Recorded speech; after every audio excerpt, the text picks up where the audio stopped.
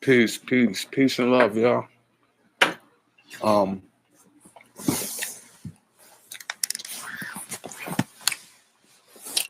when I was before I started this live, I was just thinking in my head, and I was like, when our people say things like, "Cause we not black, cause black is an adjective," or we might say like, "Black is not a nationality," but we don't never do nothing about it.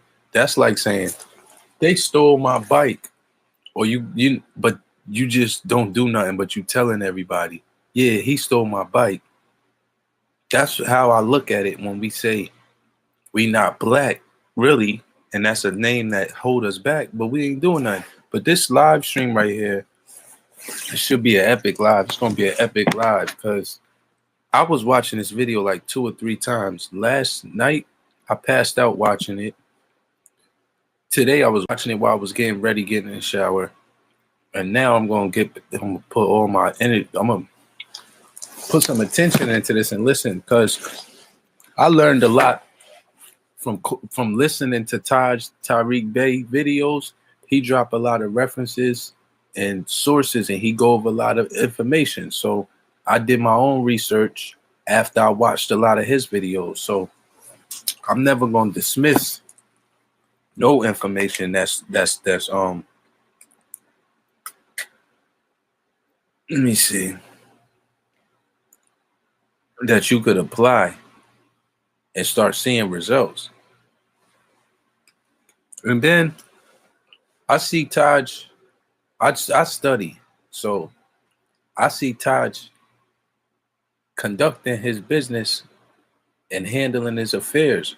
Now, that's inspiring and motivating me to do more for myself.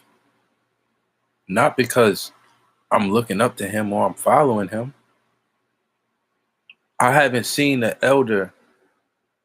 If it's other elders, don't get me wrong, it might be some, but I ain't see a lot of many elders that's really standing on law and really,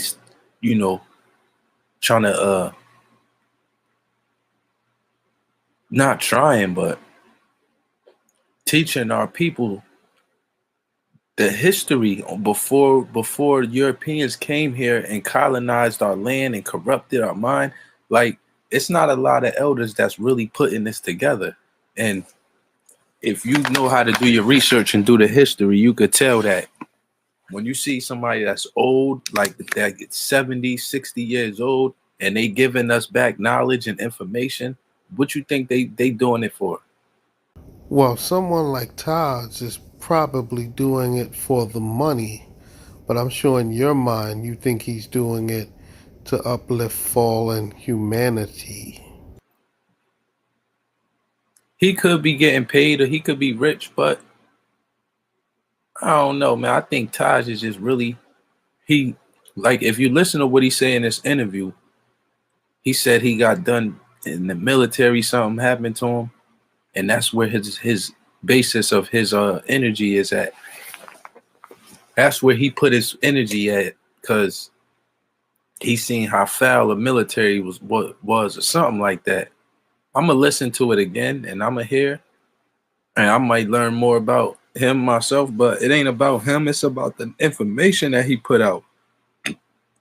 So even if I listen to Dr. York, I might not like him, and I might not be able to deal with him. But if the information is good, I'm gonna take it. If it's valid, I'm gonna use it and apply it. A lot of people like to dismiss information because it's coming from somebody that you don't like or whatever. But I want to hear what the brother Taj is about to go in on this video. I know this is about to be powerful. Y'all hit the like, get ready, get your popcorn ready. Whatever y'all do. Everybody like, share, get it out there. And this is the brother on his channel. He just hit 1,000 subscribers. Revision Radio Network. I think I found it. I just typed in Taj Tarik Bey and recent videos on YouTube, and it popped right up. So y'all should be able to find it if you want to watch it. I'll post a link in the comment section. Matter of fact, anybody want to just go over there right now and watch it, go ahead. But I'm gonna do my reaction. Okay, okay. And when you see in the lessons in Noble Drew Ali how it say every living thing is connected to every other living thing, I feel like we all gotta connect to the elders when they come give us back information.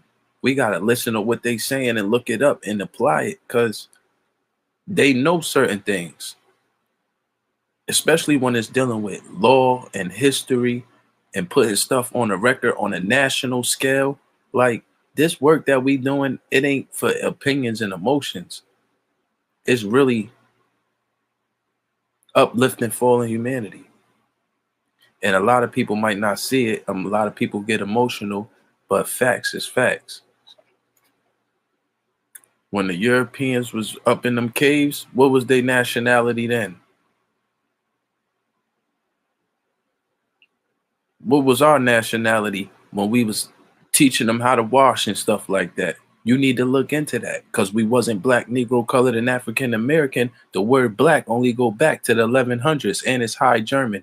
They talk about that in this stream, but I always emphasized and made sure I put a lot of extra, a lot of extra emphasis on that. I said that on almost all of my streams before. Black is an adjective.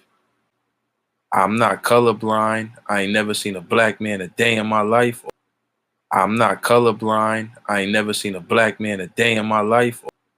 I'm not colorblind. I ain't never seen a black man a day in my life.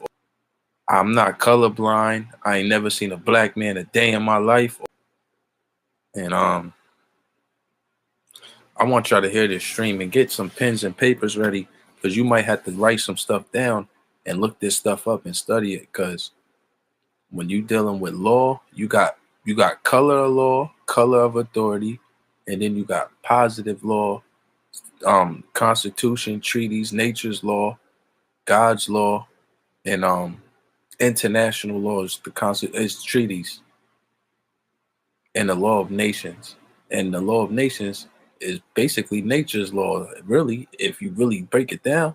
But let's listen to this, and I'm gonna add on as much as I could. I don't want to cut them off too much, but I want to make this a stream where I'm watching and learning, and people could see how we view how we view what they talking about, and we just sharing knowledge. So let's go. God, it's happening with you, man. Sheik. Busy, you know. I know, God. Let me tell you about that before we get started. Let me tell you about that food, man. Here we go, y'all.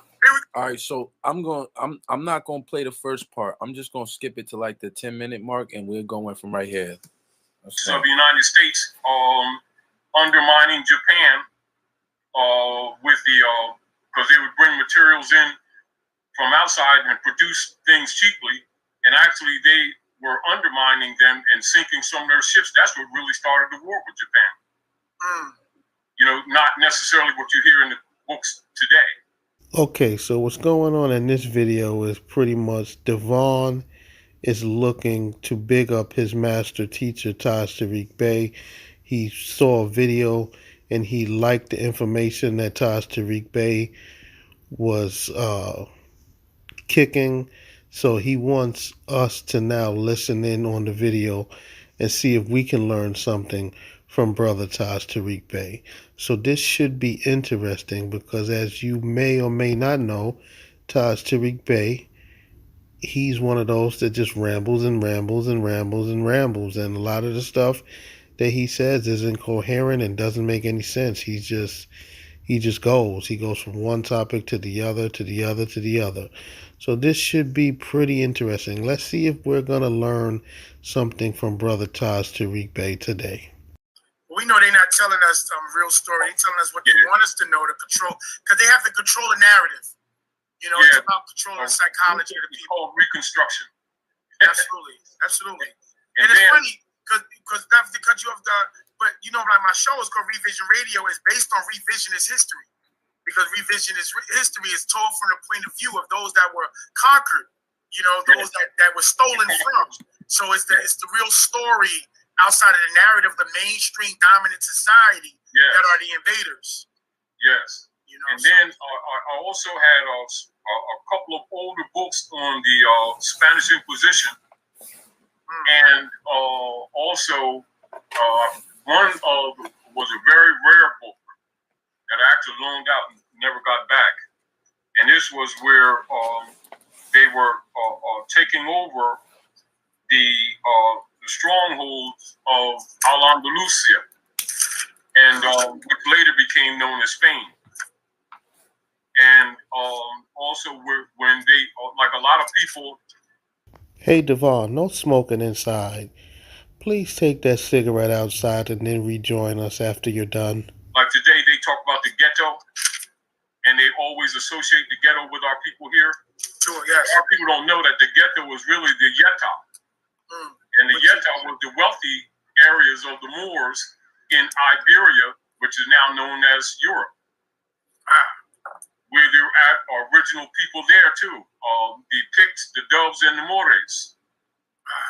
So that's why when you do research. So if you go look up the Picts, the Doves, and the Moorish, these are the original indigenous people from Iberia.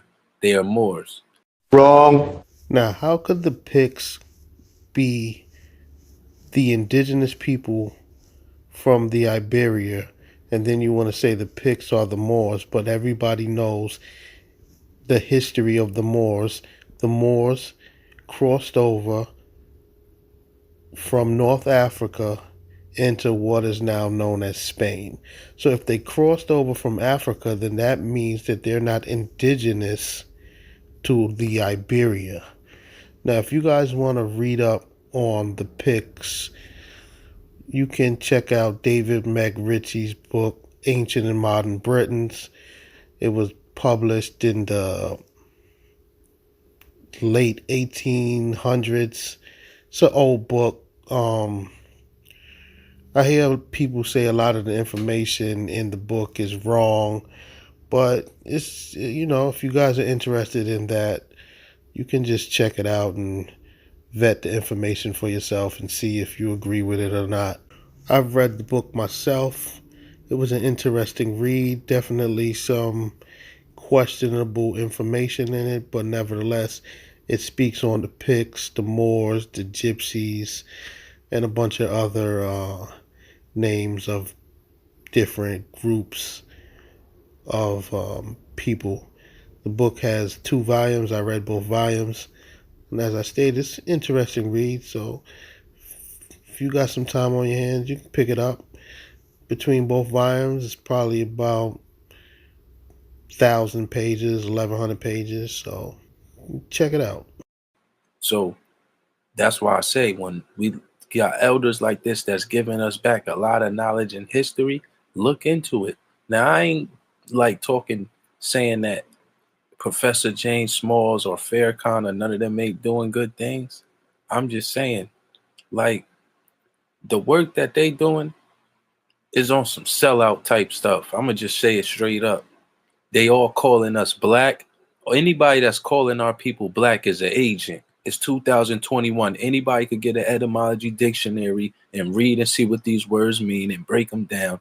And they trying to attach it to nationalities and all. Excuse me, sir. I must interject. Those individuals that you're speaking on, do not try and say that black is a nationality. That is not a thing. You are just blowing smoke right now. That is what you Moorish sovereigns do. You say silly things like that to try and prove yourselves right. No one teaches that black is a nationality. Everybody knows that black is what will be considered a race, or white is what will be considered a race. Nobody confuses black to be a nationality. That is not a thing. That is just something you guys do and say to try and make yourselves seem like you're right. So please stop talking this nonsense. All this stuff, or act like we a nation. Nope, y'all ain't gonna keep playing. That's a lie. So let's get to the knowledge Get a law library. Get a law dictionary, get an etymology dictionary, and get a regular dictionary, because you're going to learn something today. Let's go. If you want to learn, if you don't, then keep staying ignorant and get mad and punch the TV or something. But let's go. Even into Iberia and European history, all of the old coats of arms are Moors. And most of our people, when they look at Europe, they keep thinking about the Paleolith or the hybrid Moor. So when you hear me saying how the Moors used to dress, some of us used to wear turbans. We used to wear them white suits. I know when you seen the Moors that was washing the Europeans, they had all white thobes on. Y'all running around talking about, I want to wear Montclairs and Balenciagas, and there ain't nothing wrong with that. But when people see you in that, they look at you and they think you a slave because you got on name brand clothes. You don't got your own brand on. You ain't make your own brand. You making somebody else's brand popular. We all are. I'm guilty of it too. Look what I'm wearing. Pony shirt. I should be wearing we should be having all our own clothing. But when you don't have a mind frame that you want to pass down generational wealth, or you want to do for self, then you always going to be a part of something that's not in your best interest. They don't have it. Whatever contract you into might not have your best interest. It might be hidden stuff in the contract. Or hybrid Europeans that are common today, and they forgot that most of the Aboriginal Moors were genocided out. And so when they talk about Europe, they think they're talking about the hybrid Europeans, and they're really talking still about North Africa. Our concepts of how we look at ourselves are absolutely incorrect. That's a fact. I mean, yeah, that's unquestionable for anybody that's looking into the situation. That's a fact. Yeah, and it's interesting too, because when when you do have an actual scholarly background and research, even a lot of Europeans, when you talk to them, they'll admit it. They don't deny it. They just don't talk openly. But when they see they don't necessarily try to hide it. That's a fact. That's real. Mm-hmm. So when did you get exposed to the nationality aspect, as far as the Moorish Science Temple, those teachings? All right. Basically, I had some old notes, because I used to also go to Washington, D.C., and I would go into the house journals. It was before they had internet. I would go every year, and I'd go into the house journals and congressional records and dig stuff up. Also, in Philadelphia, I knew about Winona, and I knew about Tammany. I knew about that history, etc. And a lot of the little keys were actually there. So after a while, it became quite obvious that when they were talking about Indians, they were actually talking about the Moors. Wrong. Ourselves. Matter of fact, they didn't start calling us Indians to the north. They started calling us Indians to the south, actually with the Carib Moors, with the Taino, Arawak tribe, etc., which now today as Borican, and the Puerto Ricans. Borican. Because they're not Puerto Ricans either. When you talk to a lot of the brothers down there, when you start talking real history, they'll tell you they know they're not Puerto Rican too. But just like a lot of people do, people go along to get along, not to be oppressed. Because when you start telling the truth, people start doing things to you, if you get the whole point. But when you talk, just like you see a lot of the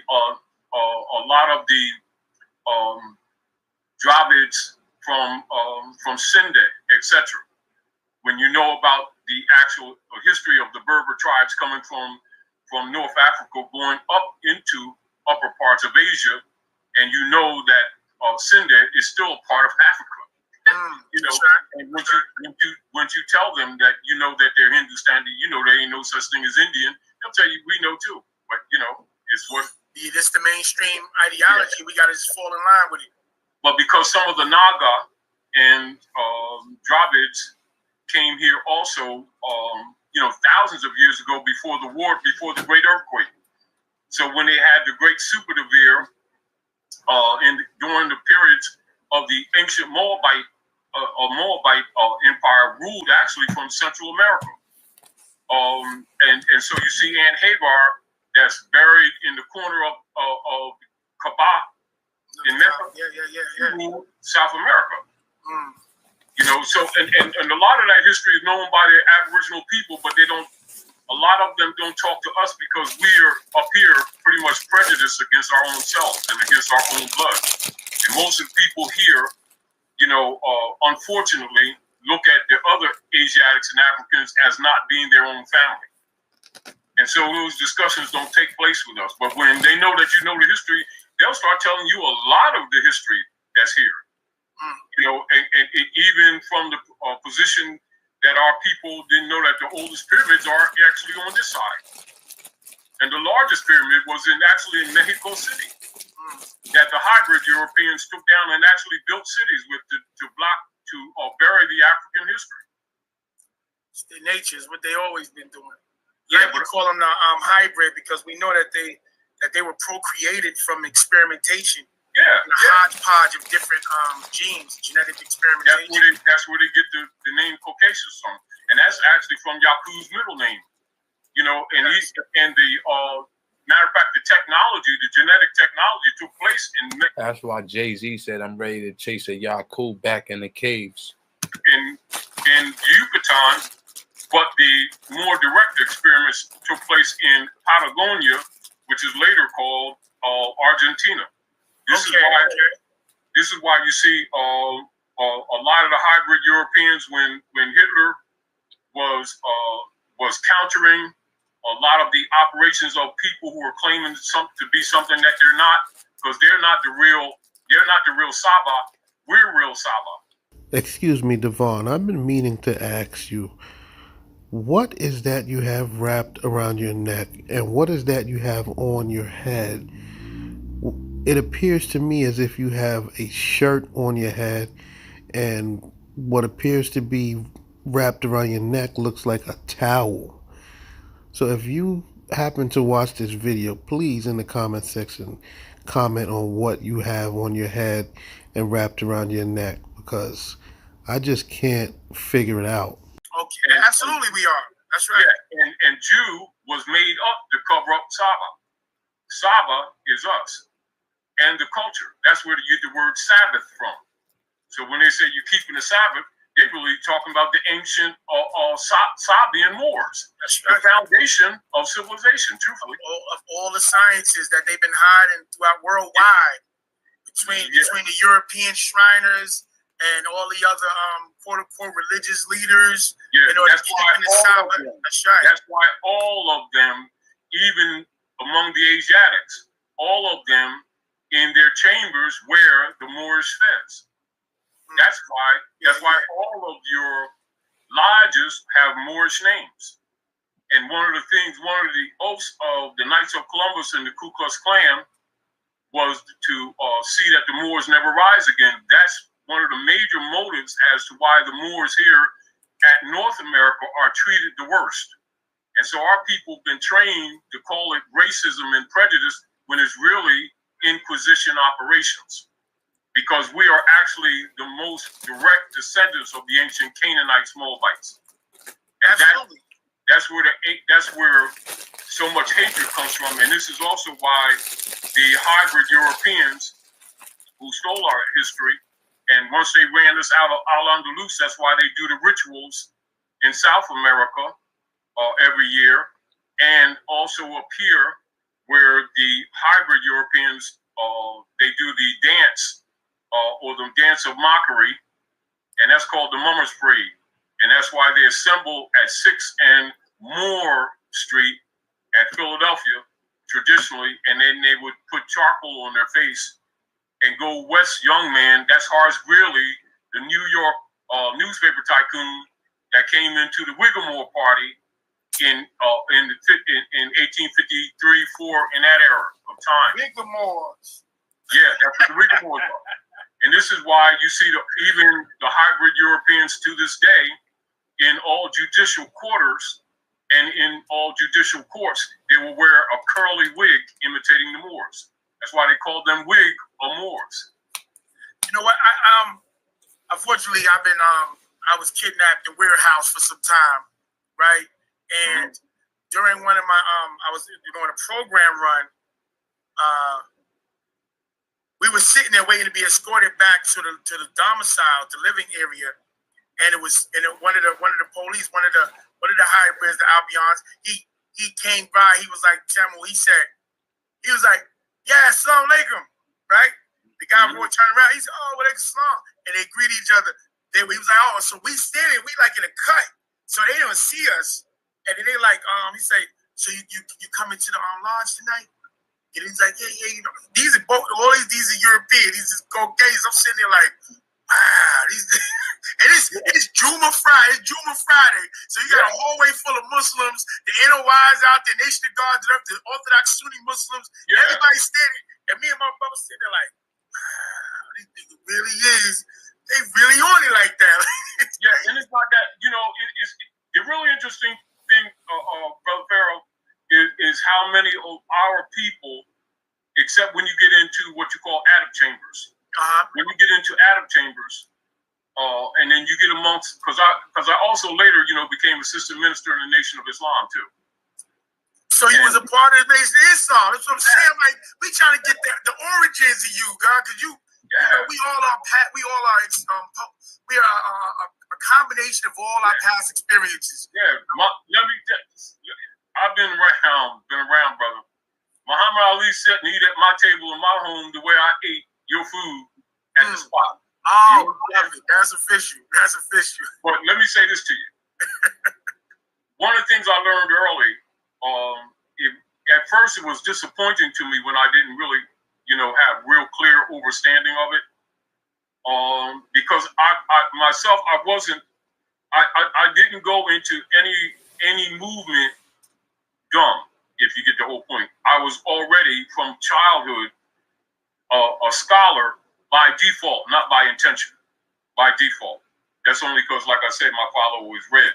So I always found myself clashing, if you get the point, because I had research knowledge. I didn't go by emotional follower mentality. Not that I didn't respect, or not that I didn't. Ladies and gentlemen, now as I mentioned before, the man that Devon wants us to listen to right now, the man we are listening to, is Taj Tarik Bey. Now, he put this man on because he wanted us to learn from Brother Taj Tarik Bey. But at this very moment, Devon has fallen asleep on his master teacher. Wow. How ridiculous is that? He put Brother Taj on for us to listen to, and he falls asleep on him. Taj Tarik Bey has put Devon Bey to sleep. Wow. Didn't appreciate, you know, I never moved based on emotion or that submissive follower mentality. I never did. I always operated from the perspective, what can I do really, truthfully, to help liberate our people? And one of the things I discovered is that a lot of things we talk about even today, a lot of people in positions of authority and power that we've respected also had that knowledge. But when they come before the believers, they have what you call a program doctrine. And this is one of the reasons why I even left the nation when I found out, because I already knew from research, from documentation, that the Temple of Allah was a breakoff from the Moorish movement under infiltration from J. Edgar Hoover. If you get the whole point. And that stuff is documented.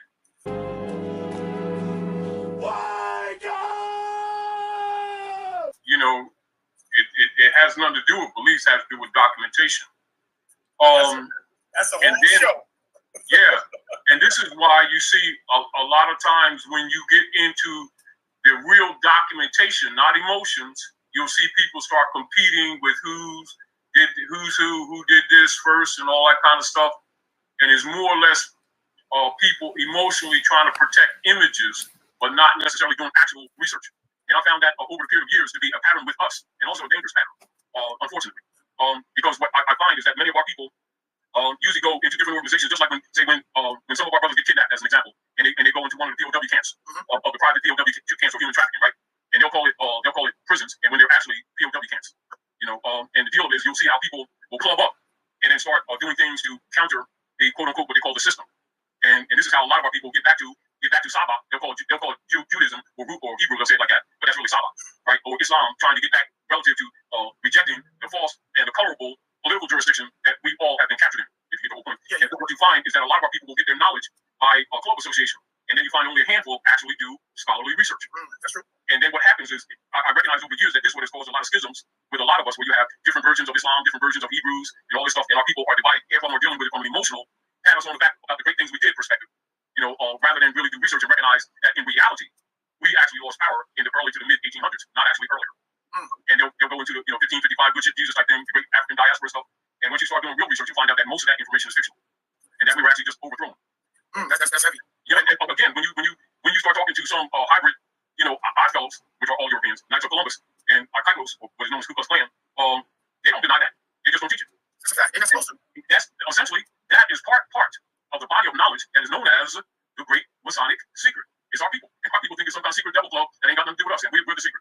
And we are the best kept secret. So I'm glad that you brought that up, because in this let's say genre, this category of those freedom fighters brothers that's dealing with nationality, dealing with the Moorish doctrine, you have been one of the most long-standing teachers, but at the same time, you've been considered the most unorthodox. Of course, because now and I recognize that.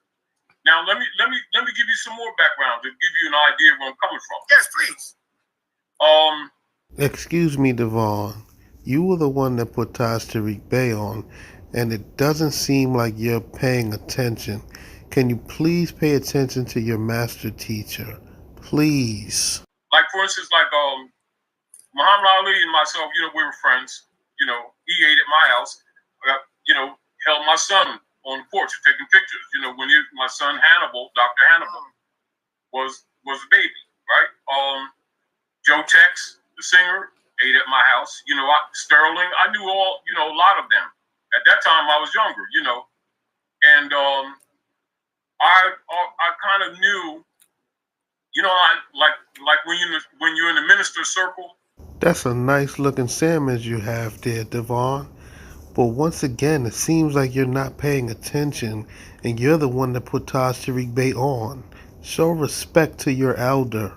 You already know that there's more than one level of learning. As an example, like in the nation, when you get the actual facts, etc., and then one of the things that the Honorable Elijah Muhammad would always say in relationship to the added knowledge, he would say, after the supreme wisdom, and you study, he say the supreme wisdom will be handed to you later. Well, I always took that because I approach things from an investigatory position. I always have. So I was always curious to me, what is the supreme wisdom that's to be handed to us later? And then I used to go down to Washington, D.C., go into congressional records, and I found out he was an adept in the Moorish Temple of Science. He was. Yeah. And then I began to recognize the supreme wisdom was the true identity of our people, which was one of the reasons why you always got the X. Because it was unknown during that. It wasn't known. No, it was not known to you. It was not given to you. Like, say, for instance, like if you did some extraordinary things, when I say some extraordinary things that are charitable to the people, or you become very influential, then they would give you a holy name. Then you would have a full name like Muhammad Ali, as an example. As an example. You get the whole point? Absolutely. Yeah.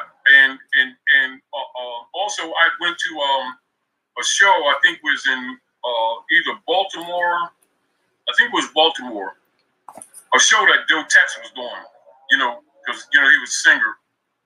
And I heard you as a singer. Well, yeah, I have just some musician stuff, some jazz stuff. I've been digging in the crates. I heard you do some things, beloved. Yeah, I have some friends, yeah. I know Kenny Gamble and all them. I was as a matter of fact, I was starting to sing. The Ebonies, if you remember them, all those were close friends of mine, and I did a lot of work in studios and stuff. But I had stopped because I didn't want my wife to be insecure. With things that was going on that I saw. So I stopped. I was there. And as a matter of fact, when I first started singing, I remember I was singing with Sonny Miller's band. And because I was younger, they took me in the back of the Masonic Hall down on Kane Avenue. And we would go to Pennsville, New Jersey and pick up Teddy. Teddy Pendergrass was a drummer then. And he would drum for us. Then he would drum for Harold now. Okay. Oh yeah, Blue Notes. That's right. Yeah. Blue Notes. That's right. Oh, yeah. So I know a few people. I was in a recording studio and talking to the producer, and I was telling him, I was like, I'm setting up. That was before the event, and I said, my wife and I were going to the event with the Grand Sheik, Taj Tarik Bey, Dr. G, and he was like, his father used to play in a jazz band. He said you were a part of a lot of music back, and he said a lot of people don't know that you have a rich music history. And I was like, wow. And I said, I'm using that. I'm gonna let him know. Yeah. As a matter of fact, every once in a while, because I don't have any breaks, so I go to karaoke every once in a while with friends and just have fun. And that's really that's cool. That's cool. Yeah, that's cool. But anyway, back to point. I want to finish that so you have a quick background. Okay. Also, after I got married, I got married actually my high school girlfriend, my wife, right? It's Hannibal's mother. And at that time they were drafting, and so I got drafted, and went to service, and they were saying, you can bring your wife and all this stuff. Anyway, lies, you know how they do. And no, this is the part where I was talking about, where he starts saying, this is where all his energy come into. This is why he do a lot of this work. This is where his anger came from. He started putting his anger towards doing this work. Listen. I remember they was taking finance that you were supposed to be sending home, and they was actually stealing it from the brothers and the Puerto Ricans. Oh yeah, and really messed my whole life up, man. Wow. So the money that you trying to send home, the fiat you trying to send home, they actually. I didn't have any vices or anything, so I was sending everything home. And so you send everything home for the family, and it's never making it. Nope. Wow. Anyway, they had the nerve to send me to the Red Cross to so-called get a loan. They had no idea. And plus, I was an expert with weapons. Okay. And while they were messing with me, I was plotting on other things. Absolutely. With them. Absolutely. So that lasted a year. I was getting in fights every weekend. They come to me with that nigga stuff. I was only 135 pounds then. But let me tell you, they had no idea. They turned me into Frankenstein. While they were planning, and as a matter of fact, I didn't find out till later that they was actually training me for special forces because I was so intelligent and also good with weapons, but they never told me that. And this is why I kept getting in Article 29s, because I was getting in fights weekly. Them hybrids mess with me, it was on the floor, and I'd go sit down like nothing happened. And you know how because in the Army, if you injure or even damage military property, you automatically in the brig. I never got sent to the brig. I just kept getting Article 29s, right? But anyway, to be honest with you, that anger that I got in there never left me. And one of the things, and the only reason I didn't become a professional assassin. Now, I know Taj Tarik Bey is what we would call a jack of all trades. But are you guys listening to the story that this man is telling? He's pretty much saying he was so good in the army that he could have been an assassin. And he's about to explain why he didn't become an assassin. Like, this story is laughable. Like, I do not believe a word that is coming out of his mouth. And one of the things, and the only reason I didn't become a professional assassin, and it wasn't for the sake of some enemies, is for them. While they think in one way, I'm thinking another way. When I came out, I converted that anger into what I do to this very day. That's the basis of my passion. That's official. That's the drive. That's got it. Yeah, that's official. I appreciate that. I know a lot of people that attribute their beginnings, whether they're with you now or not, they attribute their beginnings into the reality of nationalization and just the Moorish doctrine becoming, separate, from the system. They attribute it to you and learning from. Listen, I listen to a lot of your videos, and I'm telling you, it's like I said, I did a bid, and I was in the law library. As we back in the law library, we dealing with that Black's Law Dictionary is on fire. It's lit. Let's go. You walking people through that, and that's a whole other language, a whole other doctrine that we got to become familiar with. Now keep in mind, and many of our listeners need to know this. They have what you call an international convention on education. This is where heads of nations come together and plan education systems that are operative in most nation states, particularly in the Western states. And a lot of people don't know this.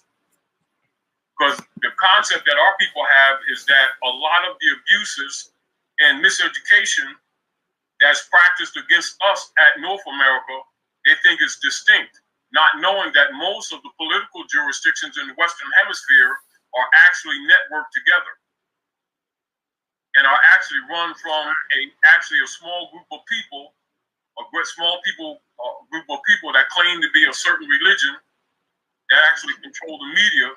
And the concept that our people have is that these are different political jurisdictions, and in fact, they're actually not.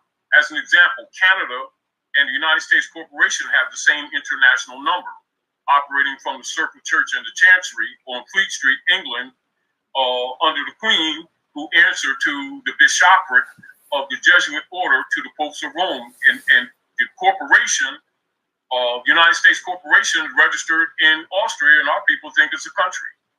This is a lot of the fundamental problems that are prevalent with our people when you try to share with our people that come from different walks of life, and they're operating from a belief perspective rather than a research perspective.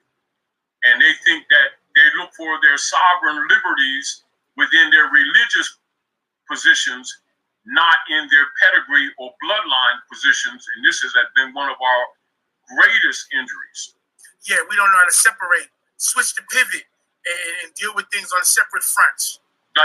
Well, it's not that it's because our people have never been, not that they never have been, but because they've been separated from positive law jurisprudence and the international principle issued of status in the states, they keep looking at themselves from the training that comes from the Knights of Columbus and Ku Klux Klan under the Christian. So that's what he's talking about, the Christian black codes, and he's talking about international law. And I'm gonna read a little. Just give me a second. Christian black codes. And they keep thinking that they're black people. Yeah, definitely. Rather than recognizing or even doing research, understanding that comes from Middle English, from Old High German, that actually means pale colors and white spot. They think it means ebony.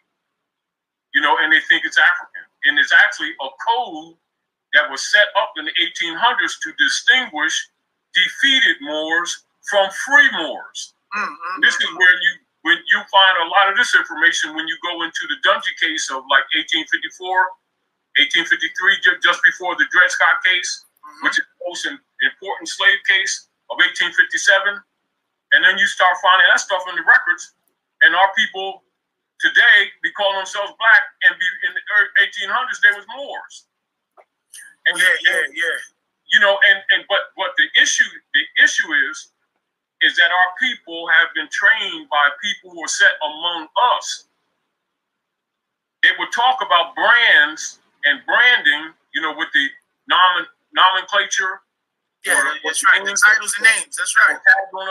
But they wouldn't tell our people the truth, that it was the legal position, and that it makes such persons in law automatically wards of the state, and it also makes them non-descendable. And that is one of the most important subject matters that many of our so-called leaders know about, but won't go there. Because from the root. No, because it'll take that finance out their pocket. Once the people begin to recognize that these principles are universal. You know, a lot of times, some of the principles that Drew Ali presented to the people will look at it from the perspective that, you know, it's a one of the earliest Islamic sects to reactivate Islam in the Western Hemisphere, which is true. However, that's the perspective the people have. They don't have the perspective of it had to do with international law operations that were actually going on with the restoration of the birthright and estates of these people. Let's pause right there. As we're talking about international law. So let's go to Title 18, United States Codes, Section 1201. Uh-oh. Devon is about to get deep on us. He's about to educate us on something. Let's see where he goes with this one. Amended to read as follows. Kidnapping. A. Whoever unlawfully seizes, confines, inveiles, decoys, kidnaps, abducts, or carries away and holds for ransom or reward, or otherwise any person, except in the case of a minor by the parent thereof, when 1. The person is willfully transported in interstate or foreign commerce. 2. Any such act against the person is done within the special maritime and territorial jurisdiction of the United States. 3. Any such act against the person is done within the special aircraft jurisdiction of the United States as defined in Section 101(32) of the Federal Aviation Act of 1958 as amended, 49 U.S.C. 1301. Or 4. The person is a foreign official as defined in Section 1116, or an official guest as defined in Section 1116 of this title, shall be punished by imprisonment for any term of years or for life. With respect to subsection A1, above, the failure to release the victim within 24 hours after he shall have been unlawfully seized, confined, inveigled, that's INVEIGLED, decoy, kidnapped, abducted, or carried away, shall create a rebuttable presumption that such person has been transported in interstate or foreign commerce. C. If 2 or more persons conspire to violate this section, and 1 or more of such persons do any overt act to affect the object of the conspiracy, each shall be punished by imprisonment for any term of years or for life. Section 202, the analysis of Chapter 55 of Title 18 United States Code is amended by deleting. Now, this is Title 3, protection of foreign officials and official guests. Excuse me, Devon. Why in the doohickey are you reading this? I do not see the point. Why are you reading this? Please answer that question for me. Because I'm sure you're about to misinterpret it and then try to tie it to some random nonsense that you guys love to do. Why are you reading this? We won't read through that. I'm going to let y'all go and listen to the rest. And they keep looking at it, and many people who are conscious keep promoting it as a religion, and it's a birthright restoration issue. The religion is secondary. And this is where you have a lot of confusion with people who keep looking at it from that perspective, because that's how we've been trained. Almost everything relative to the Asiatics of North America, whenever we sought to challenge the jurisdiction of the hybrid Europeans, we always think, oh, I gotta go back to being a Jew. I gotta go back to being a Muslim. And that's the concept. And while that is indeed part of the history and culture, all of that stuff is ours. We weren't just Muslim. We were Ibri, and a lot of our people who don't know the real history think that Ibri is a religion or people, when Ibri is what we did.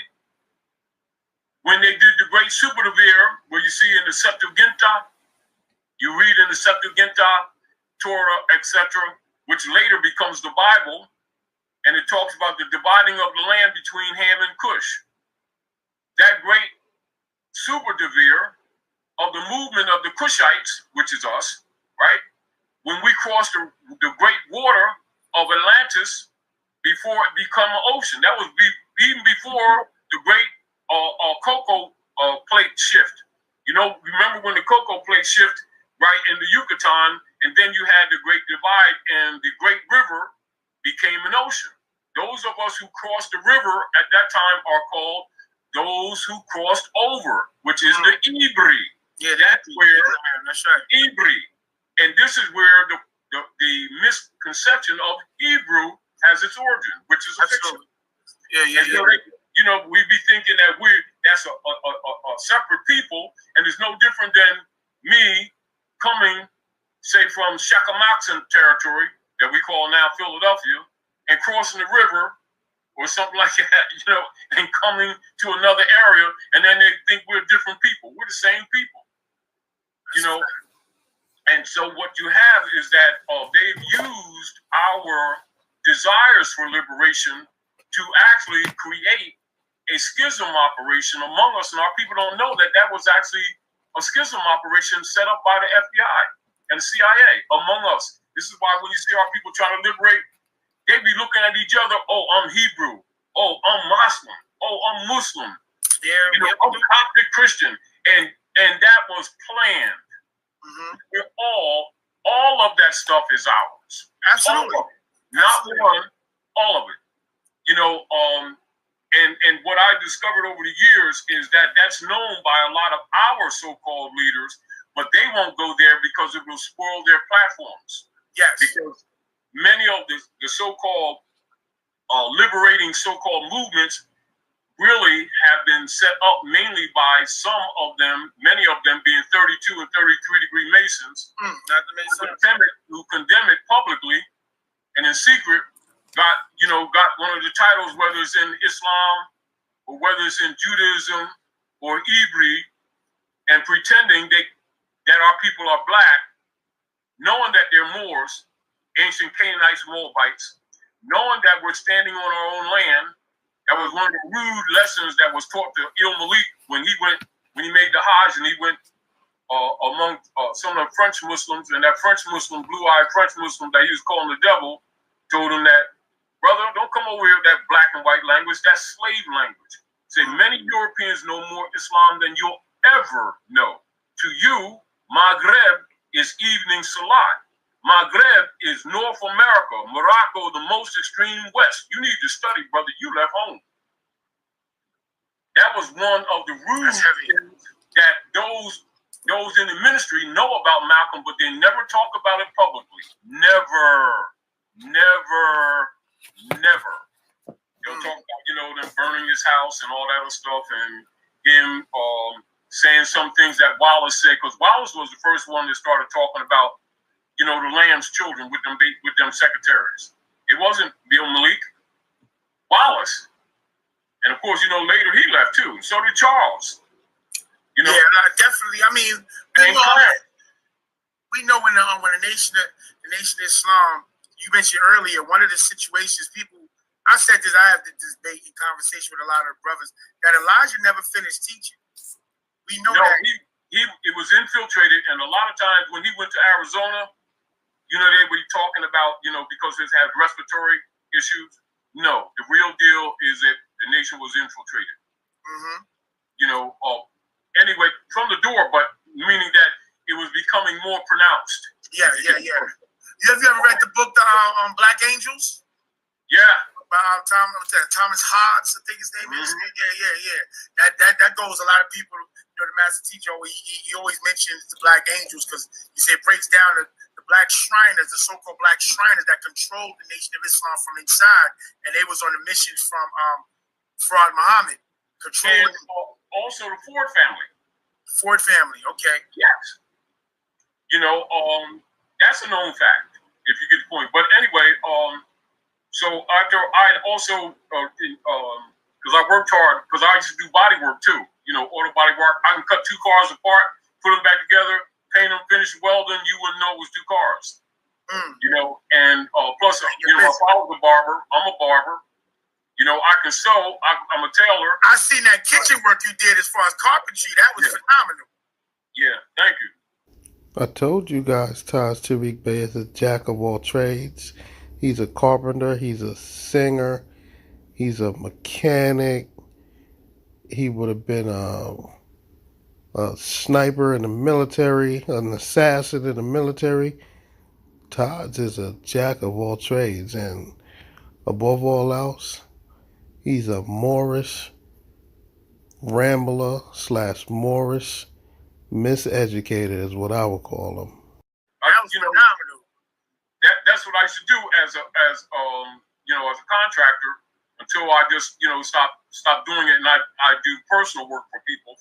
But that's what I used to do professionally too. I was telling we told Dr. G we're gonna go over there and do some live demonstrations about putting these sea mosses and these teas together. Yeah, you come over there and do some cooking on that stove. Yeah, we gonna. She said she don't even know how to work it yet. We got to get the instructions. Yeah, it's cool. You touch the stove and blue lights come on. Oh man, they got a spaceship over there. Yeah. Anyway.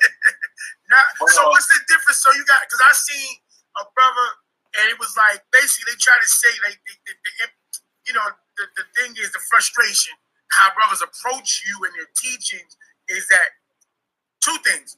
One, it says that you go outside of the teachings of the Moorish Science Temple, right? Of course I do. That's the first thing. Second thing, I want you to identify what branch. Let me tell you what's up.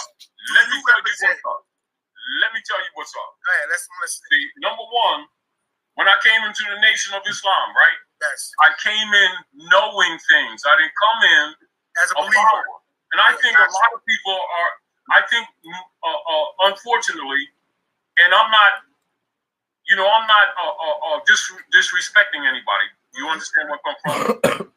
But I'm used to reading from the age of 6.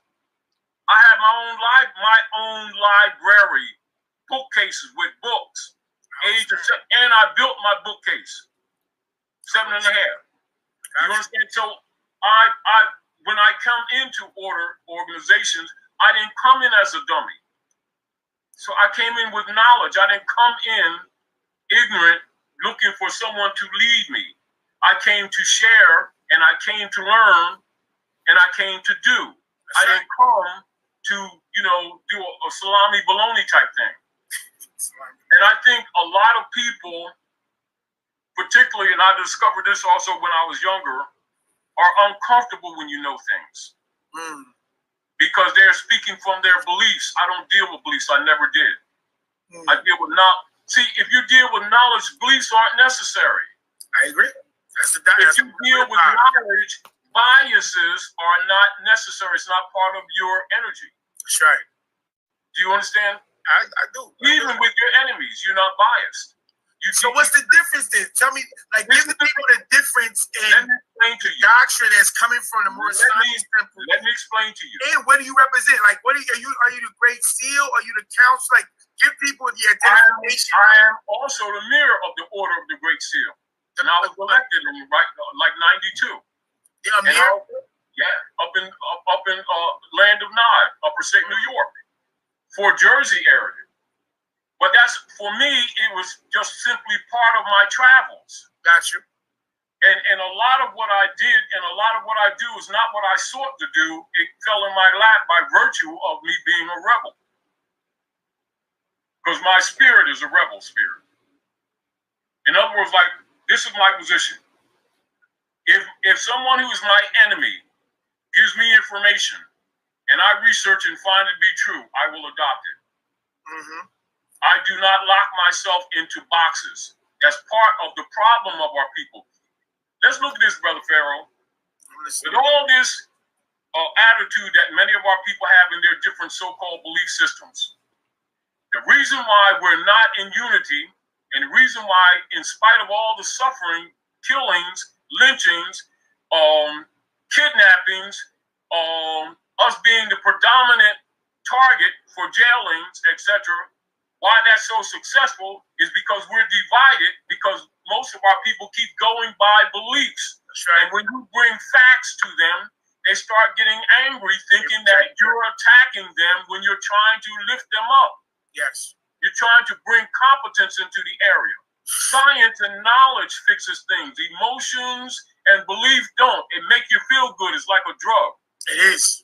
But it fixes nothing.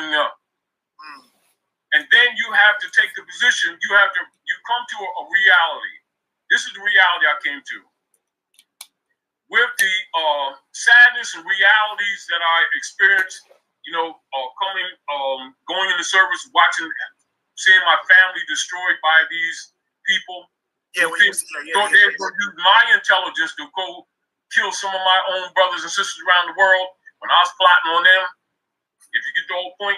Yeah, I'm with you. This is the real deal. Earlier in my life, the things I love, I lost. I've had a lot of good things, in my life, women and everything. I have no regrets. But you know how, like, when you was just for me, I'm just speaking for myself, and I know with brothers, a lot of times brothers aren't as open as women are, and won't admit their pain. You understand what I'm saying? We don't talk. Women talk. We don't talk. We hold a lot of things in because we want to play this masculine image. Yeah. They cry at each other. Women cry at each other. We ain't crying at each other. But you already know the reality is my dedication to my family that was broken can never and could never be restored no matter what I did. That's real. And I found myself, like many of us do, spending years looking for that elusive butterfly of love. And even if it comes, you don't see it because your heart is already lost. That's right. You caught up. I understand. It was nothing that they could take from me. They already took it. You understand? That's what set you on a mission. That's right. And no fear. I can't be bought, and I ain't afraid. You understand what I'm saying to you? And I know the rules of death. I already know those rules. But guess what? These demons was plotting on using my intelligence to hurt other people, to keep them in power, and all the time I'm plotting on them. The real deal of it is, you know the feeling of not wanting to go to the grave because you feel though you owe your ancestors a war that you never fought? I have no idea what Taj Tarik Bey is talking about. I am 100% clueless right now. That's also part of my spirit. They say that you're not ready to go. We still in the midst of this. Let me do my job. I'm getting them with my intelligence that they were going to use against my own people. Thanks. And I wasn't the one. Well, I'm gonna say I'm gonna share this. That I don't know if I was as advanced as you. I know that as far as the test that they gave me in public school, I was reading at a college level in the 3rd grade. They knew that, and my interest though was to get my math level on the same place where my reading and comprehension was, and they kept it away from me all throughout school. They would keep math away from me because of my reading being so high. You know what I'm saying? But you already know. He who knows the math knows the universe. The math, language, music, computer, all of that falls in sequence with each other. Yes. That once you crack that, that's it. Especially if you have the reason and the logical deduction capabilities, it's over. Yeah, so, and then and even this another thing same thing with me in school because I actually quit school in the 10th grade. Okay, so let's start putting this puzzle together. We have Devon Bey sitting here listening to his master teacher. Pretty much we're getting a glimpse at how Devon Bey learns a lot of this Moorish nonsense. Now his master teacher that he's learning from today is Taj Tarik Bey. Now you just heard Taj Tarik Bey say he quit school in the 10th grade. So Devon Bey right now is being educated by a man with a 10th grade level education. This is absolutely amazing. This shows you why these Moorish sovereigns are so lost and confused. They are taking advice from a man with a 10th grade level of education. That is absolutely ridiculous, and it actually explains a lot. Why would you be sitting here and trying to learn all of this nonsense from a man who quit school in the 10th grade? Wow. This another thing in relative, same thing with me in school, because I actually quit school in the 10th grade. This another thing in relative, same thing with me in school, because I actually quit school in the 10th grade. This another thing in relative, same thing with me in school, because I actually quit school in the 10th grade. Okay. You know, I couldn't take it anymore. You know, because it from a child, like when you're in school and to you they're talking to you like a baby. Yeah. And half the stuff they're telling you, you already know, and you could tell that they're really stagnating you. Yes. So I wanted to go to work, help my father. I didn't want to. I couldn't deal with it anymore. But the reality of it is that a lot of that energy of injury, I turned it into love for curing things, for fixing things. And back to the point what you talked about, like when anybody that really studies Noble Drew Ali, one of the things that Noble Drew Ali always said that people need to pay attention to, and I noticed that a lot of people don't. He said, the half has not been told. The half has not been told. If I told you everything, you would go back to sleep. Yeah. Now, a lot of things, I was always in the state of mind of, just tell me about the other half. You ain't got to give it to me. I'll go find it. And this is where we clash, if you get the point. Mm-hmm. Because I was already not dumb. I was already in a pattern of research from childhood. This is what I do naturally. You understand? Not because I'm trying to prove a point. It's because of what I do. Mm. Do you understand? Absolutely. And so I found out the FBI papers, and I could understand why nobody was talking. So are you confirming that the FBI papers are real? Because I've heard brothers debating that FBI papers are not real. Let's look at this. Let's look at this. Our people like to play this thug game and debate game. How many of them went down to the congressional records and got them papers themselves? I did. I did. I'm with it. That's the type of stuff I'm You understand? Yeah. I did research before the internet. Mm. You understand? I started passing out the original presidents of 30 years ago that many people are using now, and the original Article 13 of Amendment, 20 sections. Absolutely.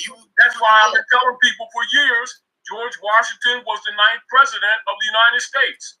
Wrong. That's why I've been telling people for years, George Washington was the 9th president of the United States. That's why I've been telling people for years, George Washington was the 9th president of the United States. That's why I've been telling people for years, George Washington was the 9th president of the United States.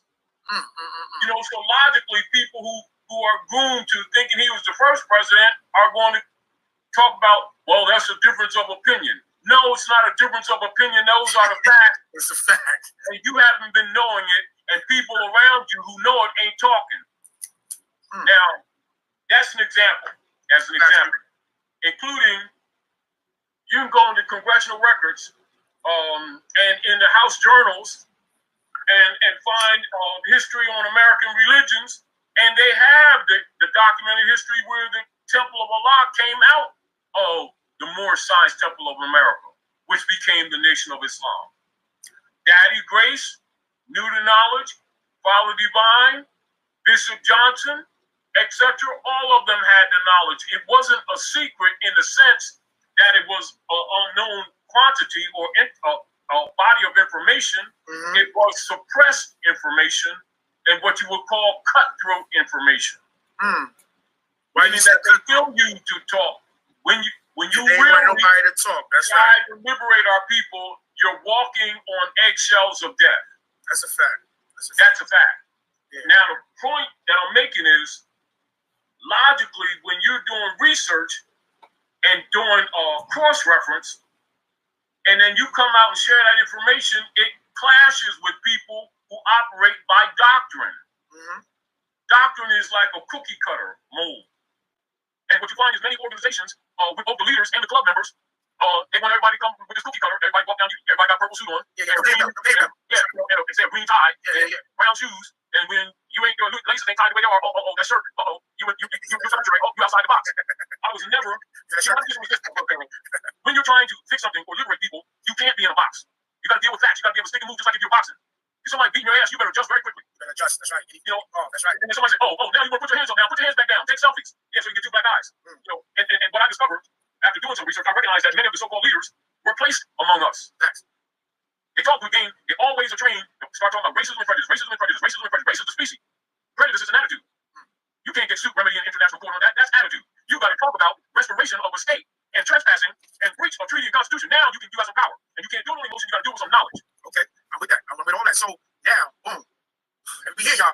Let me remind the people, we here with the grand shit. Well, thanks for coming back, Mr. Devon Bey.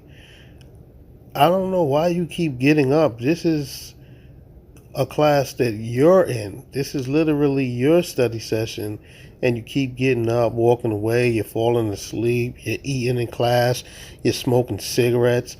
Please stay focused. Come on, man. Hey, please, they show your love and spread and share and tell the people to come in the audience that you know the God that dropped jewels, bombs over Baghdad for decades. Let me share with you. As a matter of fact, a note to the Secretary of State, 1906, right? Let me just grab this for a second. No problem. Yeah, family, please like, share. Tell the people. This is one of my lesson books that I did on treaty and constitution. Okay. Now, many people. Where can we find the book? This is not out in mainstream because I wouldn't sell out. This is desktop copy. However, I'm putting it out with the original notes for our people. This is research documentation. It's not emotional. Excuse me, Brother Taj, but you did not answer this brother's question. He asked you, where can we find the book that you wrote? Please answer the question directly. Do you understand? What you got, So when you're dealing with, like when people have experience and they write a novel perspective of history, which is often what's given to us, it makes us feel good, but it fixes nothing. It simply sacrifices the next generation. That's a fact. You got you. Is that book on the flash drive? No, this book is not on the flash drive. All right. Some of my notes are. But I'm going to read to you, as an example, a note to the Secretary of State. And these are things that are known by all scholars, but are not taught to our people. Right? Yeah, we're listening. This is the Secretary of State in relationship to citizenship. And as you can see here, and this is what I did. If you can see here, you see this text right here down the bottom? Yeah, move it over to the right a little. Or to the left, the other way. Yeah, the other way. Yeah. Now here, and this text that you see here, the reason why you see that's darker, yeah. The reason why the print is darker, because I already knew that we have what you call infiltrators among us and sellouts among us. That's actually photo of the documents from the Library of Congress. I didn't retype them. This is so that it can't be denied, because I already know what happens whenever you bring out stuff that nobody wants to talk about. So here's citizenship of the United States, expatriation, etc., page 459, chapter 5, temporary provisions. And guess what? There you go, brother.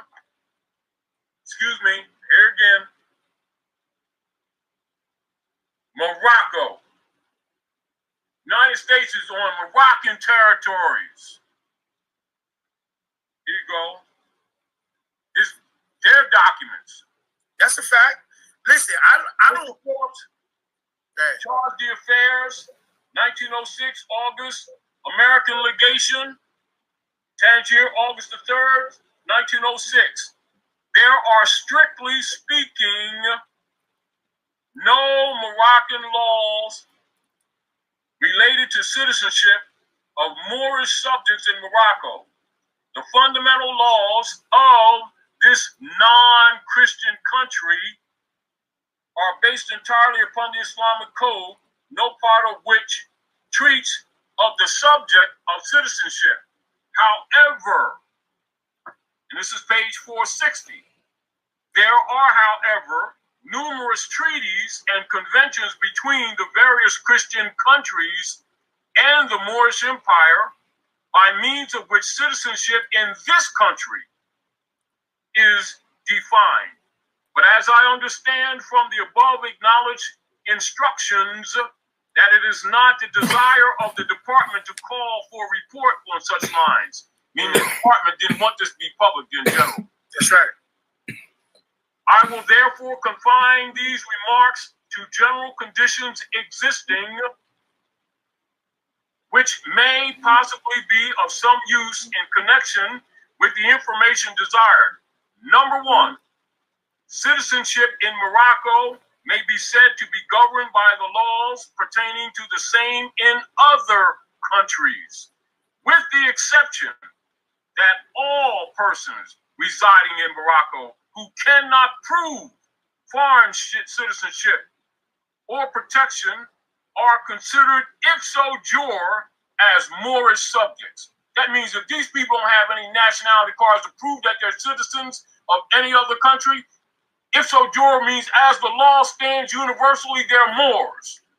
Now, as you can see, this is Master Teacher Taj Tarik Bey. Mr. Taj Tarik Bey admitted that he has a 10th grade education level, and it's clear to see why these Moorish sovereigns are so confused, because they listen to this stuff that he is talking about and he just confuses them. Obviously, anybody who is listening to him and accepting his teachings has to be less intelligent than him. So we know Taj is at a 10th grade educational level. So anybody who is following him, their educational level is lower than that. Now you see he just read a whole bunch of stuff that is pertaining to Morocco and Moroccan citizenship, and this is why Moorish Americans are confused, because they believe, keyword believe, that their ancestors are from Morocco. Like that, whatever it was that he was just reading was talking about Morocco and the citizens of Morocco, meaning people that are under the Moroccan government. You Moorish Americans are not under the Moroccan government. You guys were born here in America. You are under the United States government. You are United States citizen. That paper that he just read, I'm not even sure if it's true or not, or if it's something that he made up. I'm going to look into it myself. But either way, even if it is a legitimate thing that he's reading, that paper is referring to Moroccan citizens, people that were born in Morocco, people that reside in Morocco, not you Moorish Americans who in your heads believe, keyword believe, that you are under the Moroccan government. The Moroccan government doesn't know who you are. They have no records of you, no birth records, no birth certificates, or what you like to call live birth or whatever it is. They don't know who you guys are. You guys were born here, accept it, and just, that's it. They automatically, they're categorized as Moors. Now let's go read into some nationality. Chapter 6. A basic feature of today's system of nation states is the relative helplessness of the individual. At birth, he finds himself a member of some political institution, typically a state in the international system, which more or less protects him from the violence of other individuals and groups of individuals. In the domestic legal system of that state, its police and courts may offer protection from harm inflicted within the state.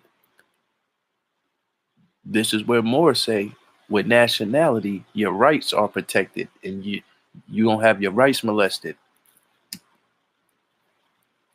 because you have status and standing at law. Let's read on. It says,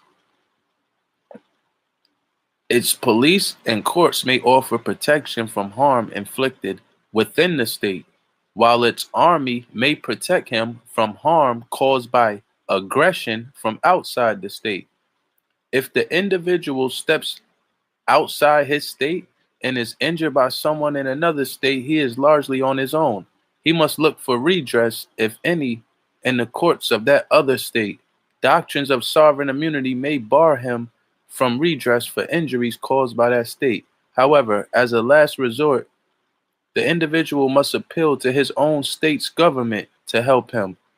If it chooses, it may come to his aid by espousing a claim against the wrongdoing state through diplomatic channels, or possibly through arbitration, or through judicial means, such as the International Court of Justice. For the protection it offers him at home and the protection it may offer him against foreign injuries, the state demands obligations of the individual in return: to obey its laws, to pay its taxes, to help to defend it against aggression. The physical fact of an individual's presence within a state has been the major basis from which the state exerts its power to protect the individual and to demand his allegiance. However, the processes of history have developed legal relationships between the state and the individual that do not depend solely upon his physical presence in the territory of the state. The state has a special relationship to those it designates as its nationals. In broad and in exact terms, the state's nationals are entitled to greater rights than non-nationals, e.g., in states with voting systems, the national is permitted to vote, the non-national is not. The state is more ready to demand that the national perform obligations, e.g., the national may be subject to laws prescribed by his state even though he is not physically present in its territory. The practices of states in creating the class of people upon whom they confer nationality vary widely. Some states accord nationality to individuals born within the territory. This right of nationality is referred to as jus soli. Some states accord nationality at birth only to individuals born of parents who are already nationals. This is where they say you get your nationality from your mom. This right of nationality is referred to as jus sanguinis. An increasing number of states recognize both bases. In addition to according nationality based upon facts associated with birth, states afford naturalization processes by which individuals may apply for and be granted nationality. As a result of such a variety of bases for nationality existing in the international system, it is possible for an individual to be designated a national and thus have dual nationality or even multiple nationality. Indeed, there are circumstances under which he may have no nationality at all and thus be stateless. From the perspective of the international legal system, several important questions arise. One, is a state free to set its own standards for conferring its nationality upon an individual, or does international law set some minimum standard? Two, what is the significance of nationality as a base for the states requiring the performance of obligations by an individual? For example, can the state draft into its army someone who is not its national? This chapter will explore these and other related questions. Nationality as a concept of municipal law. The law of conflicts and nationality matters. Many municipal statutes and court decisions fall obviously into the category of municipal law of nationality, for no consideration of any law other than that imposed by a sovereign in its unilateral dealings with individuals is involved. In other instances, the municipal character of the legal consideration is not so obvious. It say, for the consideration may involve principles of nationality belonging to foreign states and contrary to the generally applicable law of the forum. This situation results not from municipal application of international law, but rather from application of the rules of conflicts of the law, whereby the law of the forum embraces this principle of foreign municipal law. There's a special branch of conflict of laws dealing with nationality, concerned with determining whether certain rules of foreign law on which the existence, acquisition, or loss of nationality may depend will be given effect. For instance, the acquisition or loss of the nationality of a particular country may be dependent on the absence or presence, loss, or acquisition of a foreign nationality. In this situation, the municipal law of the forum is not applied. Instead, a substantive principle of foreign law is applied by the forum. This process does not involve any concept of international law. It is the result of ordinary conflicts of law rules, as the foreign law applied has become the law of the forum in the case at hand. There's a second situation in which a casual observer might mistake the operation of municipal law of nationality for that of international law. This is when resort has been made to international law as a guide in formulating municipal law. For example, the International Claims Settlement Act of 1949 provides a claim shall not be allowed unless the property upon which the claim is based was owned by a national of the United States on the date of, taken thereof, and continuously thereafter until the date of filing.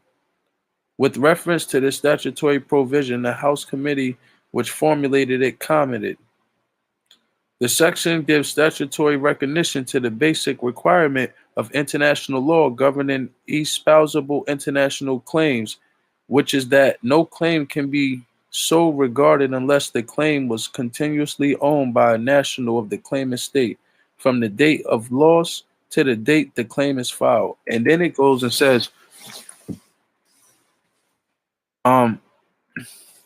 thus, the United States in its municipal law has given formal effect to one of the best established principles of international law. However, all right, let's I'm gonna read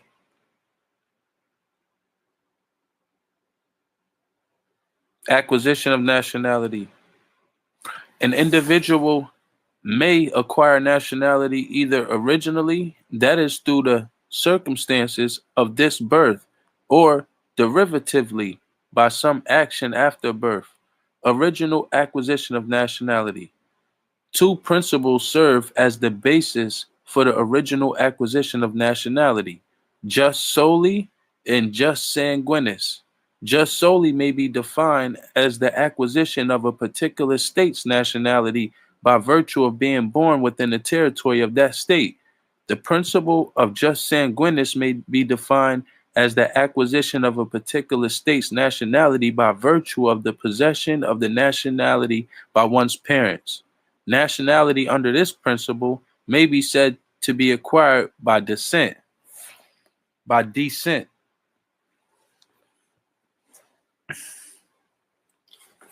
Meaning you are your forefathers were. Derivative acquisition of nationality. The derivative acquisition of nationality has been referred to as naturalization, ipso facto. As such, it deals with the process of naturalization in its broadest sense. Naturalization, derivatively acquired, generally flows from some action of the person naturalized after birth. Several methods of acquiring nationality fall within the broad category of naturalization by marriage, by legitimation, by acquisition of domicile, by entry into the service of a foreign state, by resumption of a lost nationality, and by the familiar naturalization process of a formal act on the application of the individual concerned. In all of these areas, substantial differences exist in the particular practices of individual states.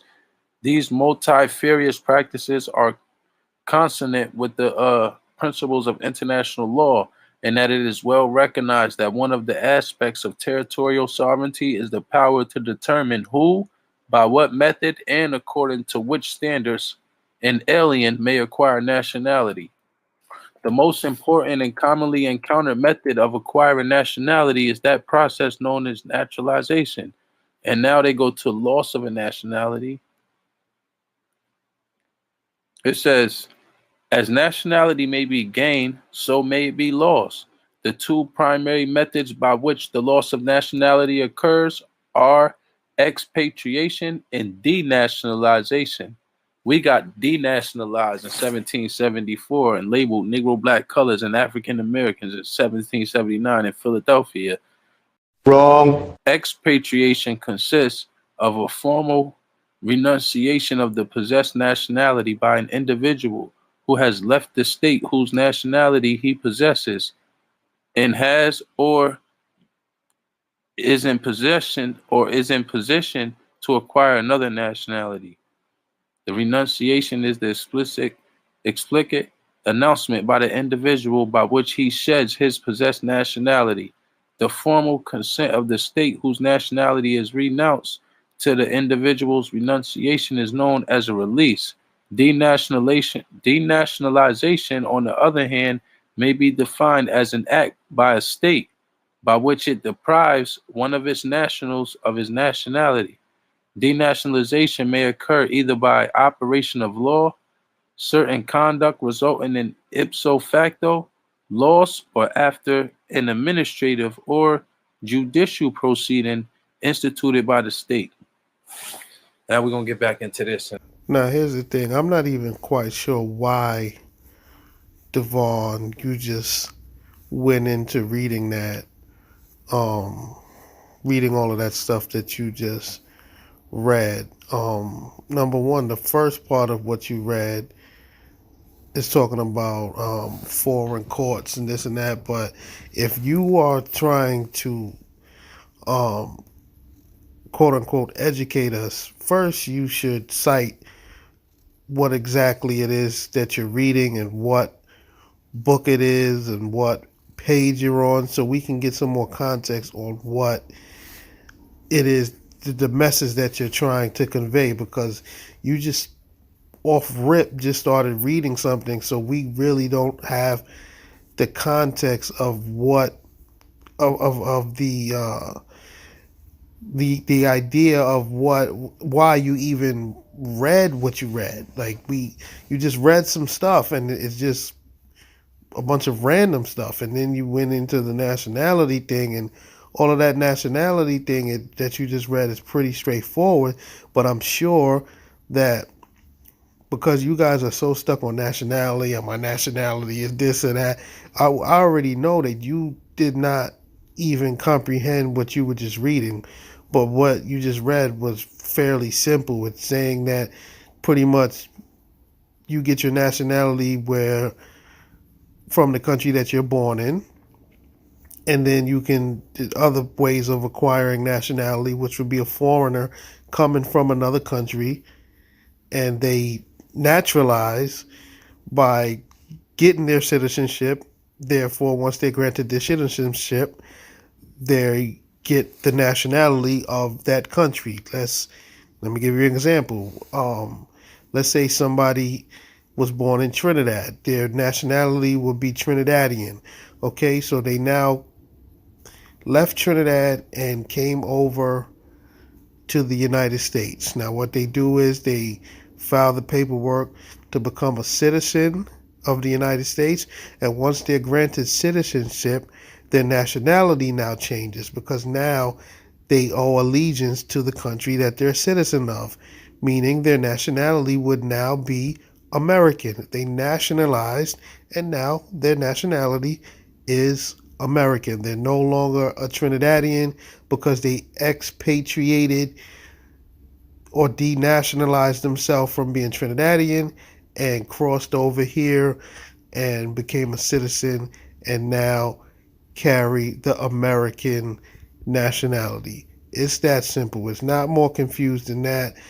All that other stuff that you guys like to think is just flat out wrong. And furthermore, there is no nationality. There is no Moorish nationality. You guys do not have a government. So there you don't have allegiance to. How could you have an allegiance to a government that is non-existent? You guys just made that up. Like there's no Moorish American nationality, and then you want to say that you're Moorish American because your forefathers came from Morocco, but Moroccans are not Moorish anything. Moroccans are Moroccans. They are citizens of Morocco. They're not Moorish anything. So you guys just have it all wrong. If I see something else, I'll do a little more reading. Because that's the bloodline. 2 and 3. Moorish subjects lost their nationality only by becoming naturalized, not nationalized, naturalized in or protected by another country having treaty relations with the Moorish Empire. It was established by the Convention of Madrid, concluded July the 3rd, 1880. That's why they're called black, because they've been denationalized. Wrong. Okay, so you're saying because that black people were called black, that made them denationalized, right? So what about the white people that are called white? Are they also have they also been denationalized? And if so, what was their nationality before they were called white? Like these are questions that must be asked. Like it's clear that this man has no idea what he's talking about. He is just talking just to talk. And everybody keep talking about the straw man. That's where the black codes come in. When the Moors start being called blacks and Negroes, that take them out of birthright. Nationalization that Drew Ali set up. All right, I see something else I want to read, and then I'm gonna let Taj go right back in. I want to go in on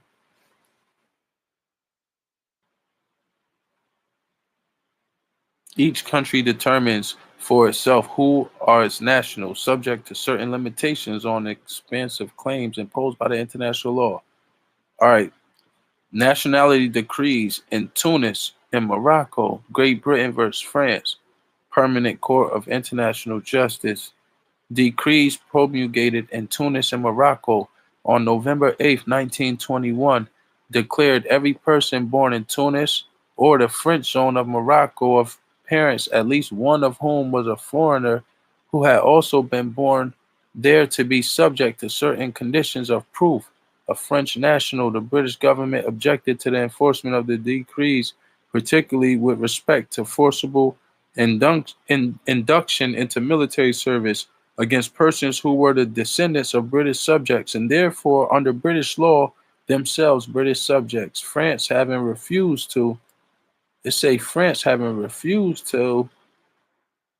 submit the dispute to arbitration, the British government placed the matter before the Council of the League of Nations. I'm talking about Morocco up in there, but then they go into the Convention on Certain Questions Relating to the Conflict of Nationality Laws, signed at The Hague, April 12, 1930. It is for each state to determine under its own law who are its nationals. This law shall be recognized by other states insofar as it is consistent with international conventions, international custom, and the principles of law generally recognized with regard to nationality. Article 2. Any question as to whether a person possesses the nationality of a particular state shall be determined in accordance with the law of that state. Article 3. Subject to the provisions of the present convention, a person having two or more nationalities may be regarded as its national by each of the states whose nationality he possesses. 2. What limits does international law, particularly international custom and the principles of law, generally recognize with regard to nationality? Impose on the power of states to legislate on matters of nationality. Harvard Research and International Law suggested in 1929 that the power of a state to confer its nationality was not unlimited. All right, let's get back to this and then we'll come back if we find something a little more important. My bad. Is the converse or the counter to that to reestablish the established law of nations, because these people aren't black, colored, Negro, they are Moors, and without their pedigree bloodline, they have no heritability. So any other effort made by us is a waste of time and a sacrifice, and all people know it and keep pretending they don't understand what Noble Drew Ali did, as if he's talking about some belief systems. He's talking law. I got that. That's heavy. What page is that you just read inside the book? Now, in my book, as a matter of fact, what I'm going to do when I see you again, not only flash drive, I want you to look at the Dungy case. Yeah, I wrote that down. Yeah, that's on the flash drive. Okay. And you already probably know about the Dred Scott case, which is the most important case. 57, yeah. And then what I'm gonna do, I'm gonna let you hold this book until the new publishing comes out, and let you go. You got a new copy coming out, a new version. You understand? Yeah. And then I'm gonna give you other papers. I'm gonna give you fundamental papers on chapter 1 of American law and government and sovereignty. And this is from text that if our people went to get the... Okay, so I let that drag out a little long, but do you recognize a pattern here? The brother just asked Taj Tarik Bey another question that Taj Tarik Bey clearly didn't answer. The only thing that brother just asked him was, what page of the book was that you just read from? And Taj Tarik Bey did not answer him. Taj Tarik Bey never answers questions directly. He asked him, what page was that? And Taj is going into, I'm going to give you this book, and I'm going to give you that book, and I'm going to give you a flash drive. Brother, he didn't ask you any of that. He asked you what page that was that you just read from. You see, this is the trickery that these Moorish sovereigns, these Moorish Americans do. They do not answer questions directly because they know if they answer questions directly, they can be proven wrong with the information that they're presenting. There's a reason why Taj did not answer that simple question directly. All he asked was for Taj to tell him what page it was that he was reading from. And Taj does not answer the question. I wonder why. Books, it would cost him like $16,000. Everything that is Amari, meaningful, they block from us. Do you understand? Absolutely. And so if you understand how I roll, and it's not me special, I'm not special. I always tell people, don't get captured with what images are. I'm just Taji guy with the cheap sneaks. I'm just doing what my mother sent me to do, just like everybody else doing what they're supposed to do. And even then, I'm not doing enough. However, what I refuse to do is, after research, cross-reference, and double research, and finding information that's buried, and then refusing to tell it because it goes against the club, I'm not that one.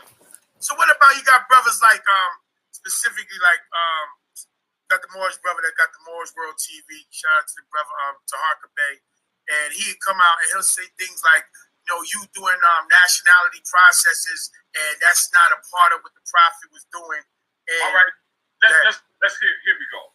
Yeah, let's not go nationality processes. Noble Drew Ali told us to take us to the hedges and the highways.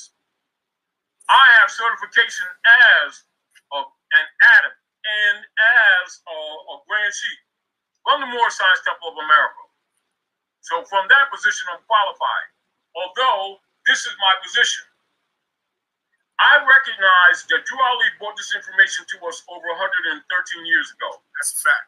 I also know from research and also being experienced traveling the country that many of the people, unfortunately, in leadership are actually compromised. Don't mean that they're bad people in a sense, but they're compromised. They have no guts to deal with anything controversial. Are we clear? So they're not going to battle for our people at all. Are we clear? That's right. Our people are being abused. You will not see them enforce the Constitution. At least Act 1, the divine bylaws are by the prophet for the Moorish Science Temple of America and the Moorish Holy Temple of Science.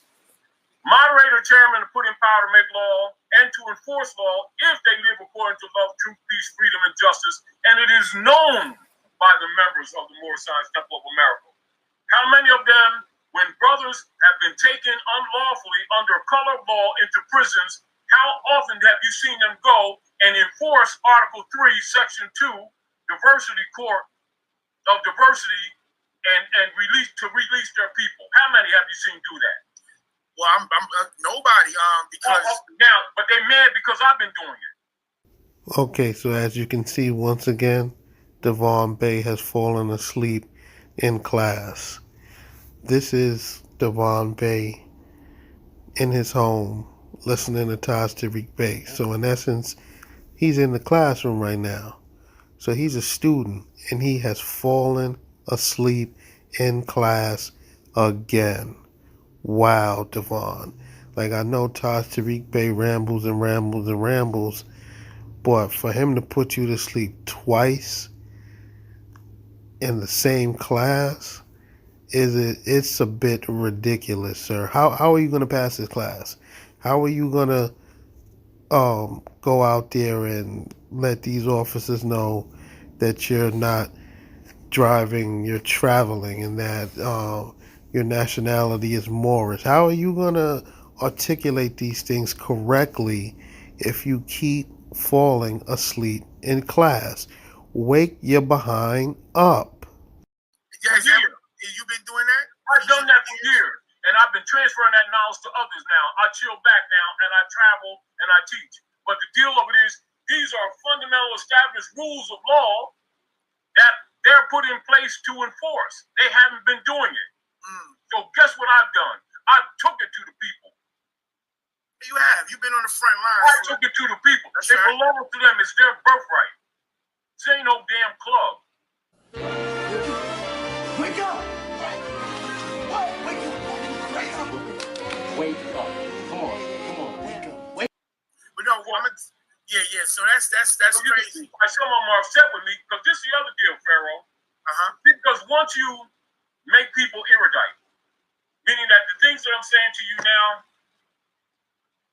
right behind you, you already see that Black's Law Dictionary, right?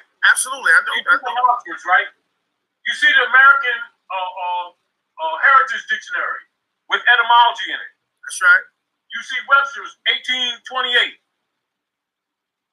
I could take anyone and take what Drew Ali presented to us and go do research and show them that these are established facts that have been held back from us. Why aren't these people who keep claiming they love our people teaching them the truth about what happened to them? Just because it's out of the box of the narrative that we've been taught. Well, guess what? It's outside of the box of the narrative. It is, but it's the fact. So and I don't run from the facts. So when I go out and talk to the people, I don't try to hide things. I don't try to have some image. As a matter of fact, most times you see me when I'm traveling, I even stop wearing my vest because I didn't have no peace. I go to the airport, people from other countries want to take pictures and stuff, and so I dress. I deliver. Most of the time, you run around with you got a regular hat with a button. Most of the time, that's my flag.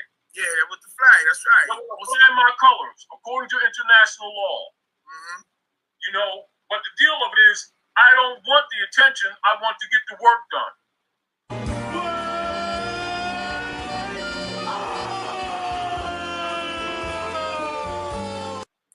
don't want the image. I want to get the work done.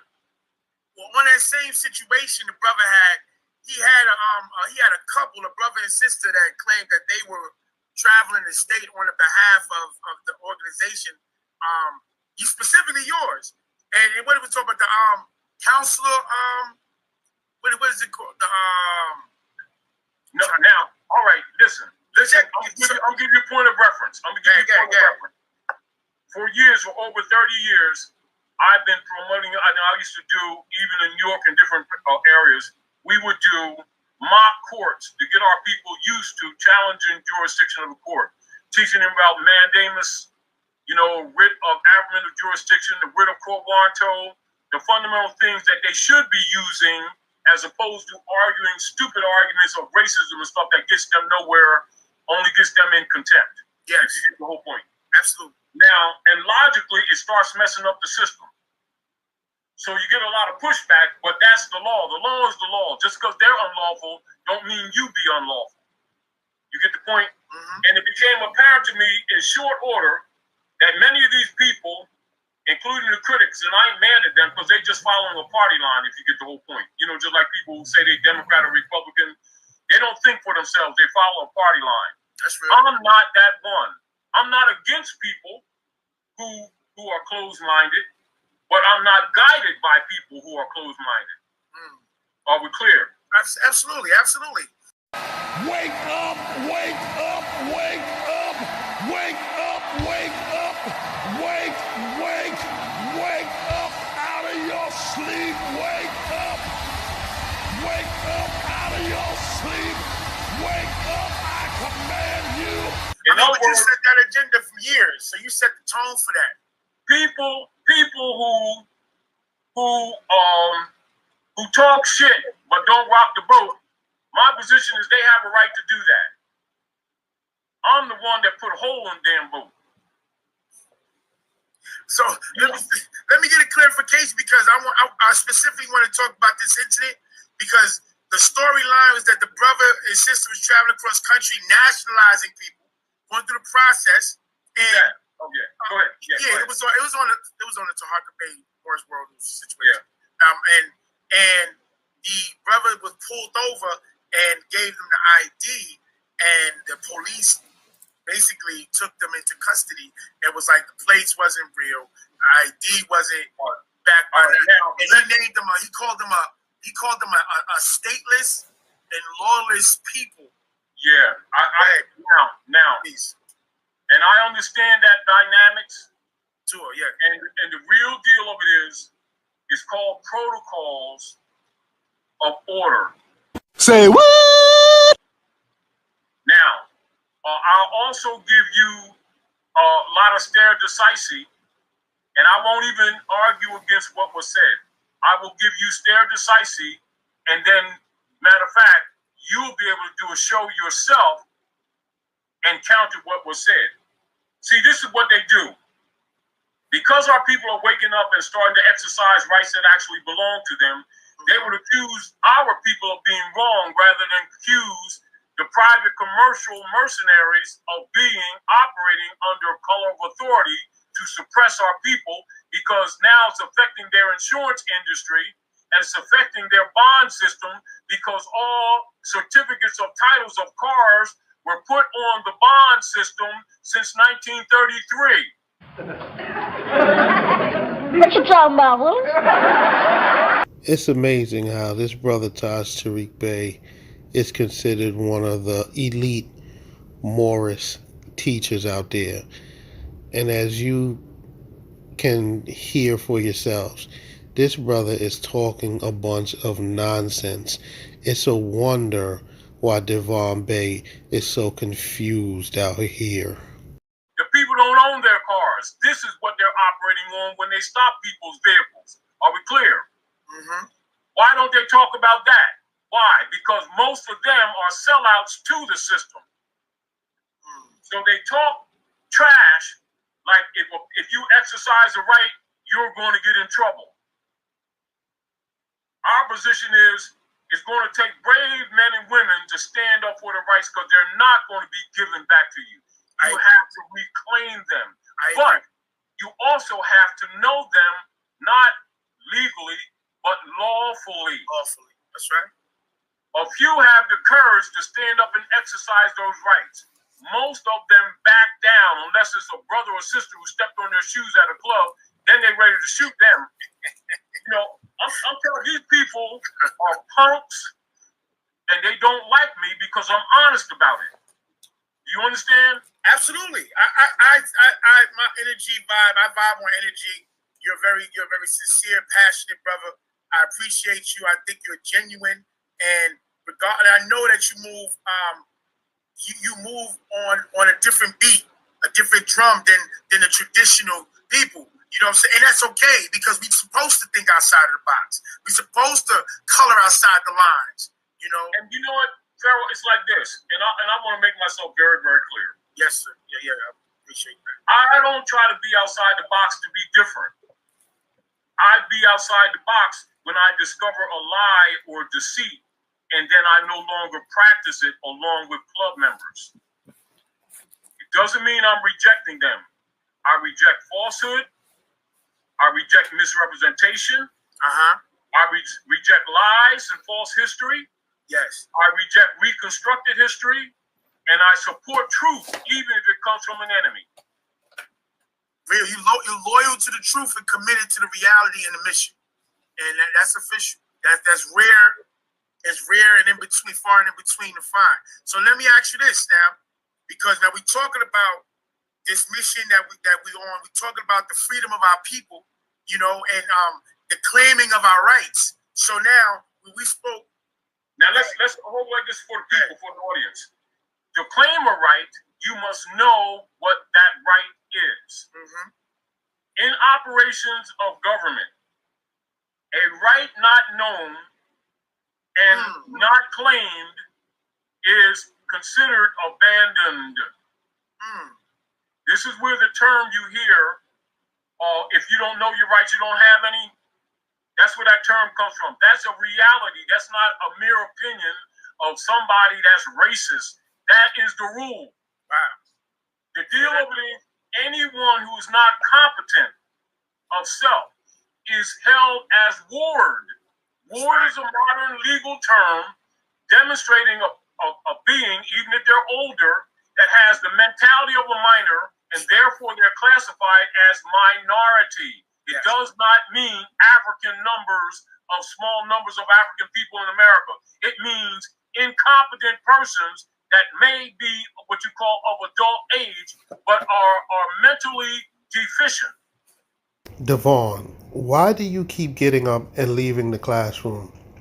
You put this on for us to learn with you. Why do you keep getting up? How are you going to pass the test if you keep leaving the classroom?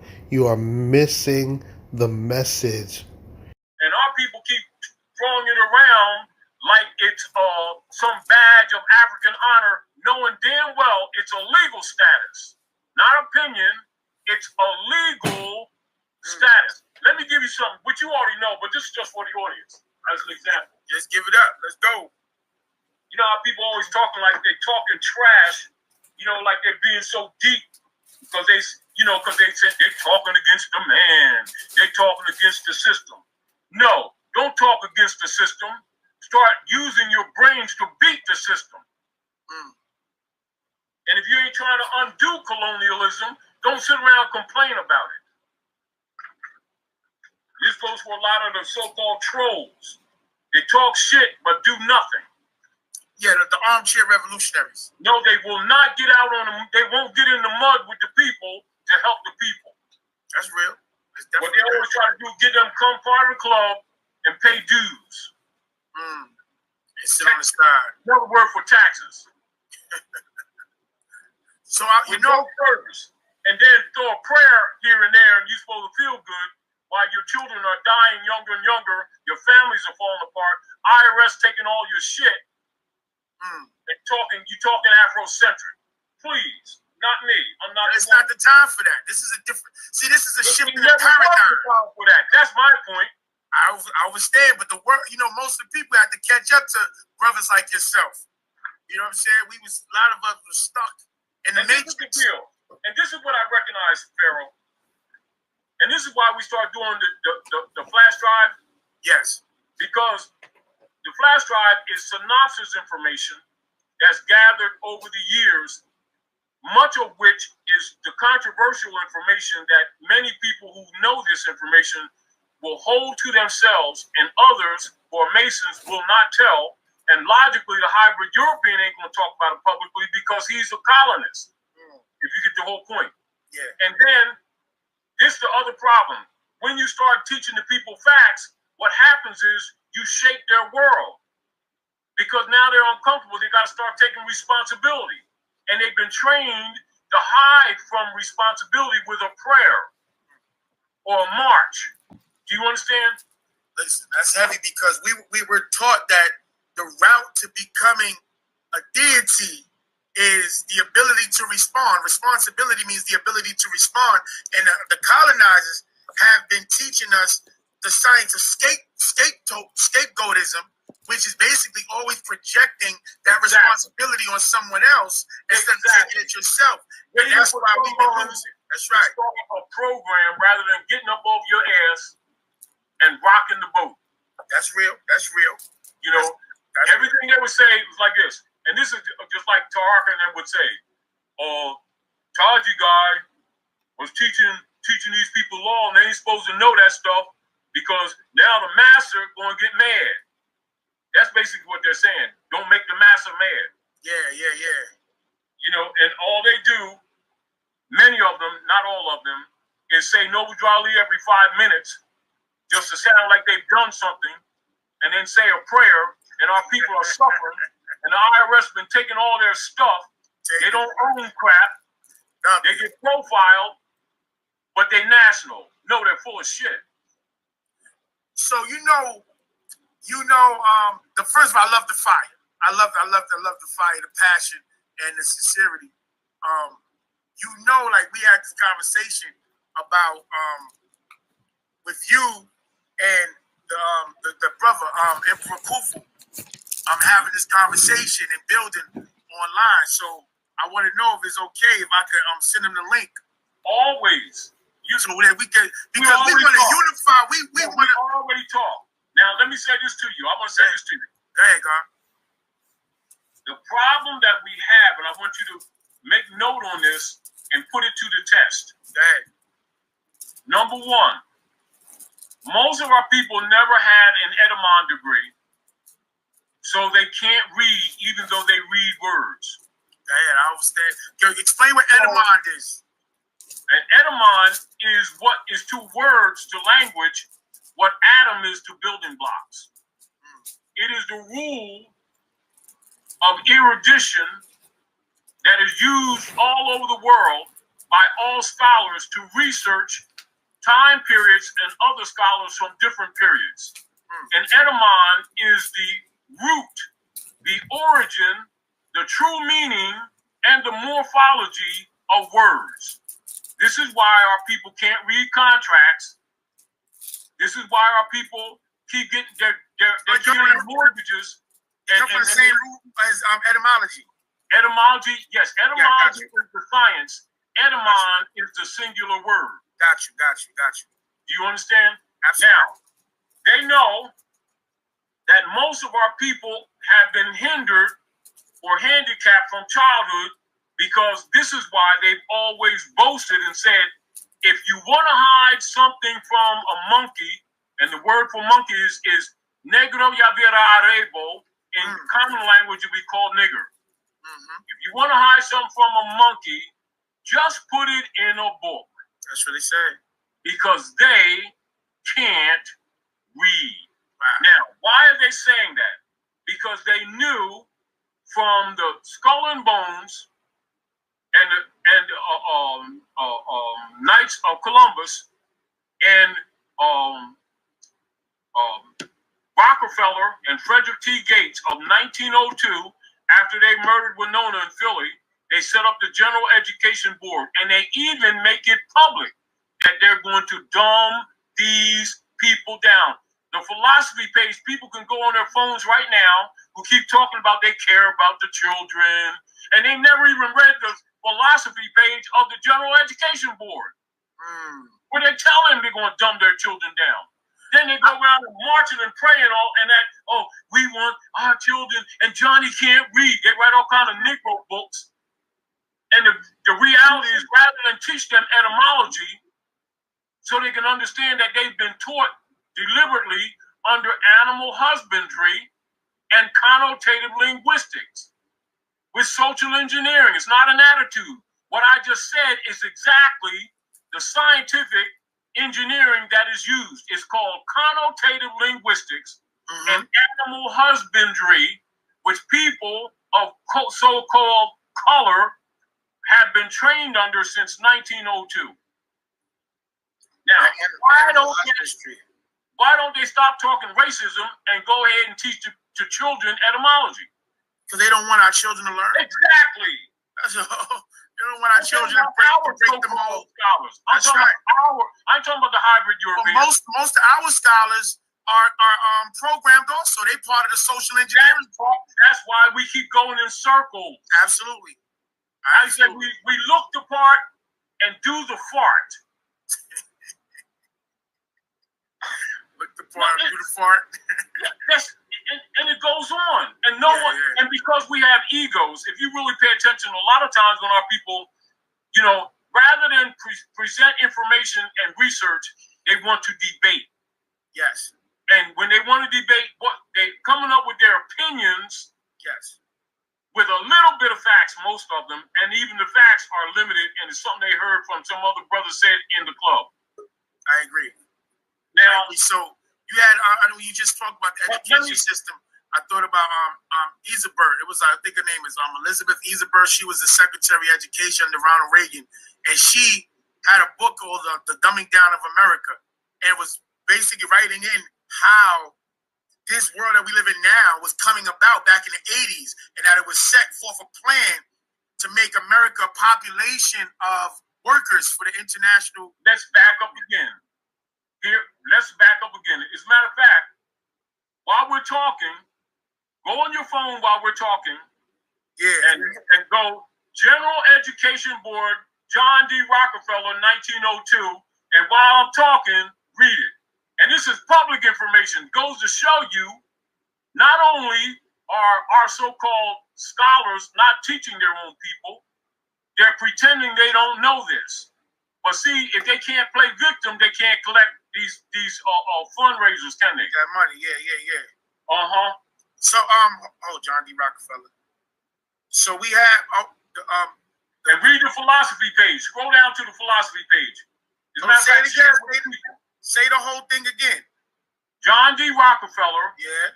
Frederick T. Gates. General Education Board, 1902. Philosophy page. The brother is here. Philosophy page. And guess what, Pharaoh? I'm listening. The way we're talking, see, this is what upsets them. Because when somebody saying, salami, bologna, oh, bless this house, oh, Lord, we pray. I'm not the one. And when you don't do that like that, and everybody's humming peanut butter sandwich, humming, and you ain't lockstep, they think you're against them. It's not true. I'm trying to liberate. I understand, but I'm talking. You talking that talk, and that's why we here, God. That's why I wanted the people to be exposed. You have generations of people that's coming that haven't been exposed to you, that haven't, so they see the brothers that's out there, but you wanted the brothers from the root. Let's go like this. An honest, if our people were honest, right? Yeah. And I'm talking to all the so-called leaders, Grand Sheiks, Assistant Grand Sheiks, and all the rest of them with these titles. If they were really honest, they would stop saying that I'm creating trouble for telling the truth. They would teach the truth themselves and start liberating our people, knowing that everybody will be uncomfortable for a while because they're going to have to shed a lot of things that they believe. They're going to have to shed a lot of things that they emotionally feel. They're going to have to get rid of a lot of their club members, and they're going to start having to really fix stuff and not, bust my winter time coming, the wind blowing, and everybody's going in a circle praying. No, you better get somebody that know how to fix a window, put that damn window in, and everybody can sit down and drink some tea. I understand. Well, on that note, I want to introduce Ade Loye. Okay, so that's enough for this video. I think we've suffered enough, but this video was to just give us a glimpse in a classroom on where Moorish Americans learn. As you can see, the teacher of the day was Taj Tarik Bey, and the student was Devon Bey. Now, because Taj Tarik Bey is always rambling, he put poor Devon to sleep twice. And also, Devon couldn't just stay in his seat. He kept getting up, leaving. Like, Devon, this was your class. This is where you were learning. Like, this is where you get your foolishness from. And you keep getting up to do whatever it is that you were doing. How are you going to pass the class? How are you going to apply this stuff that Taj taught in real life if half the time you weren't there or you were asleep? How are you going to become a true adept? How are you going to become a Moorish scientist? You must take this stuff more seriously. When you're in a class, you have to stay focused and pay attention. I didn't even see you taking any notes. But as I stated, Taj Tarik Bey, he's one of the Grandmaster Moorish teachers. He can never answer a question directly, and 99% of the stuff that he was teaching was straight garbage. But like I said, this was just so we can get a glimpse at the type of information that these Moorish sovereigns are learning. And as you guys could see, it is a bunch of nonsense.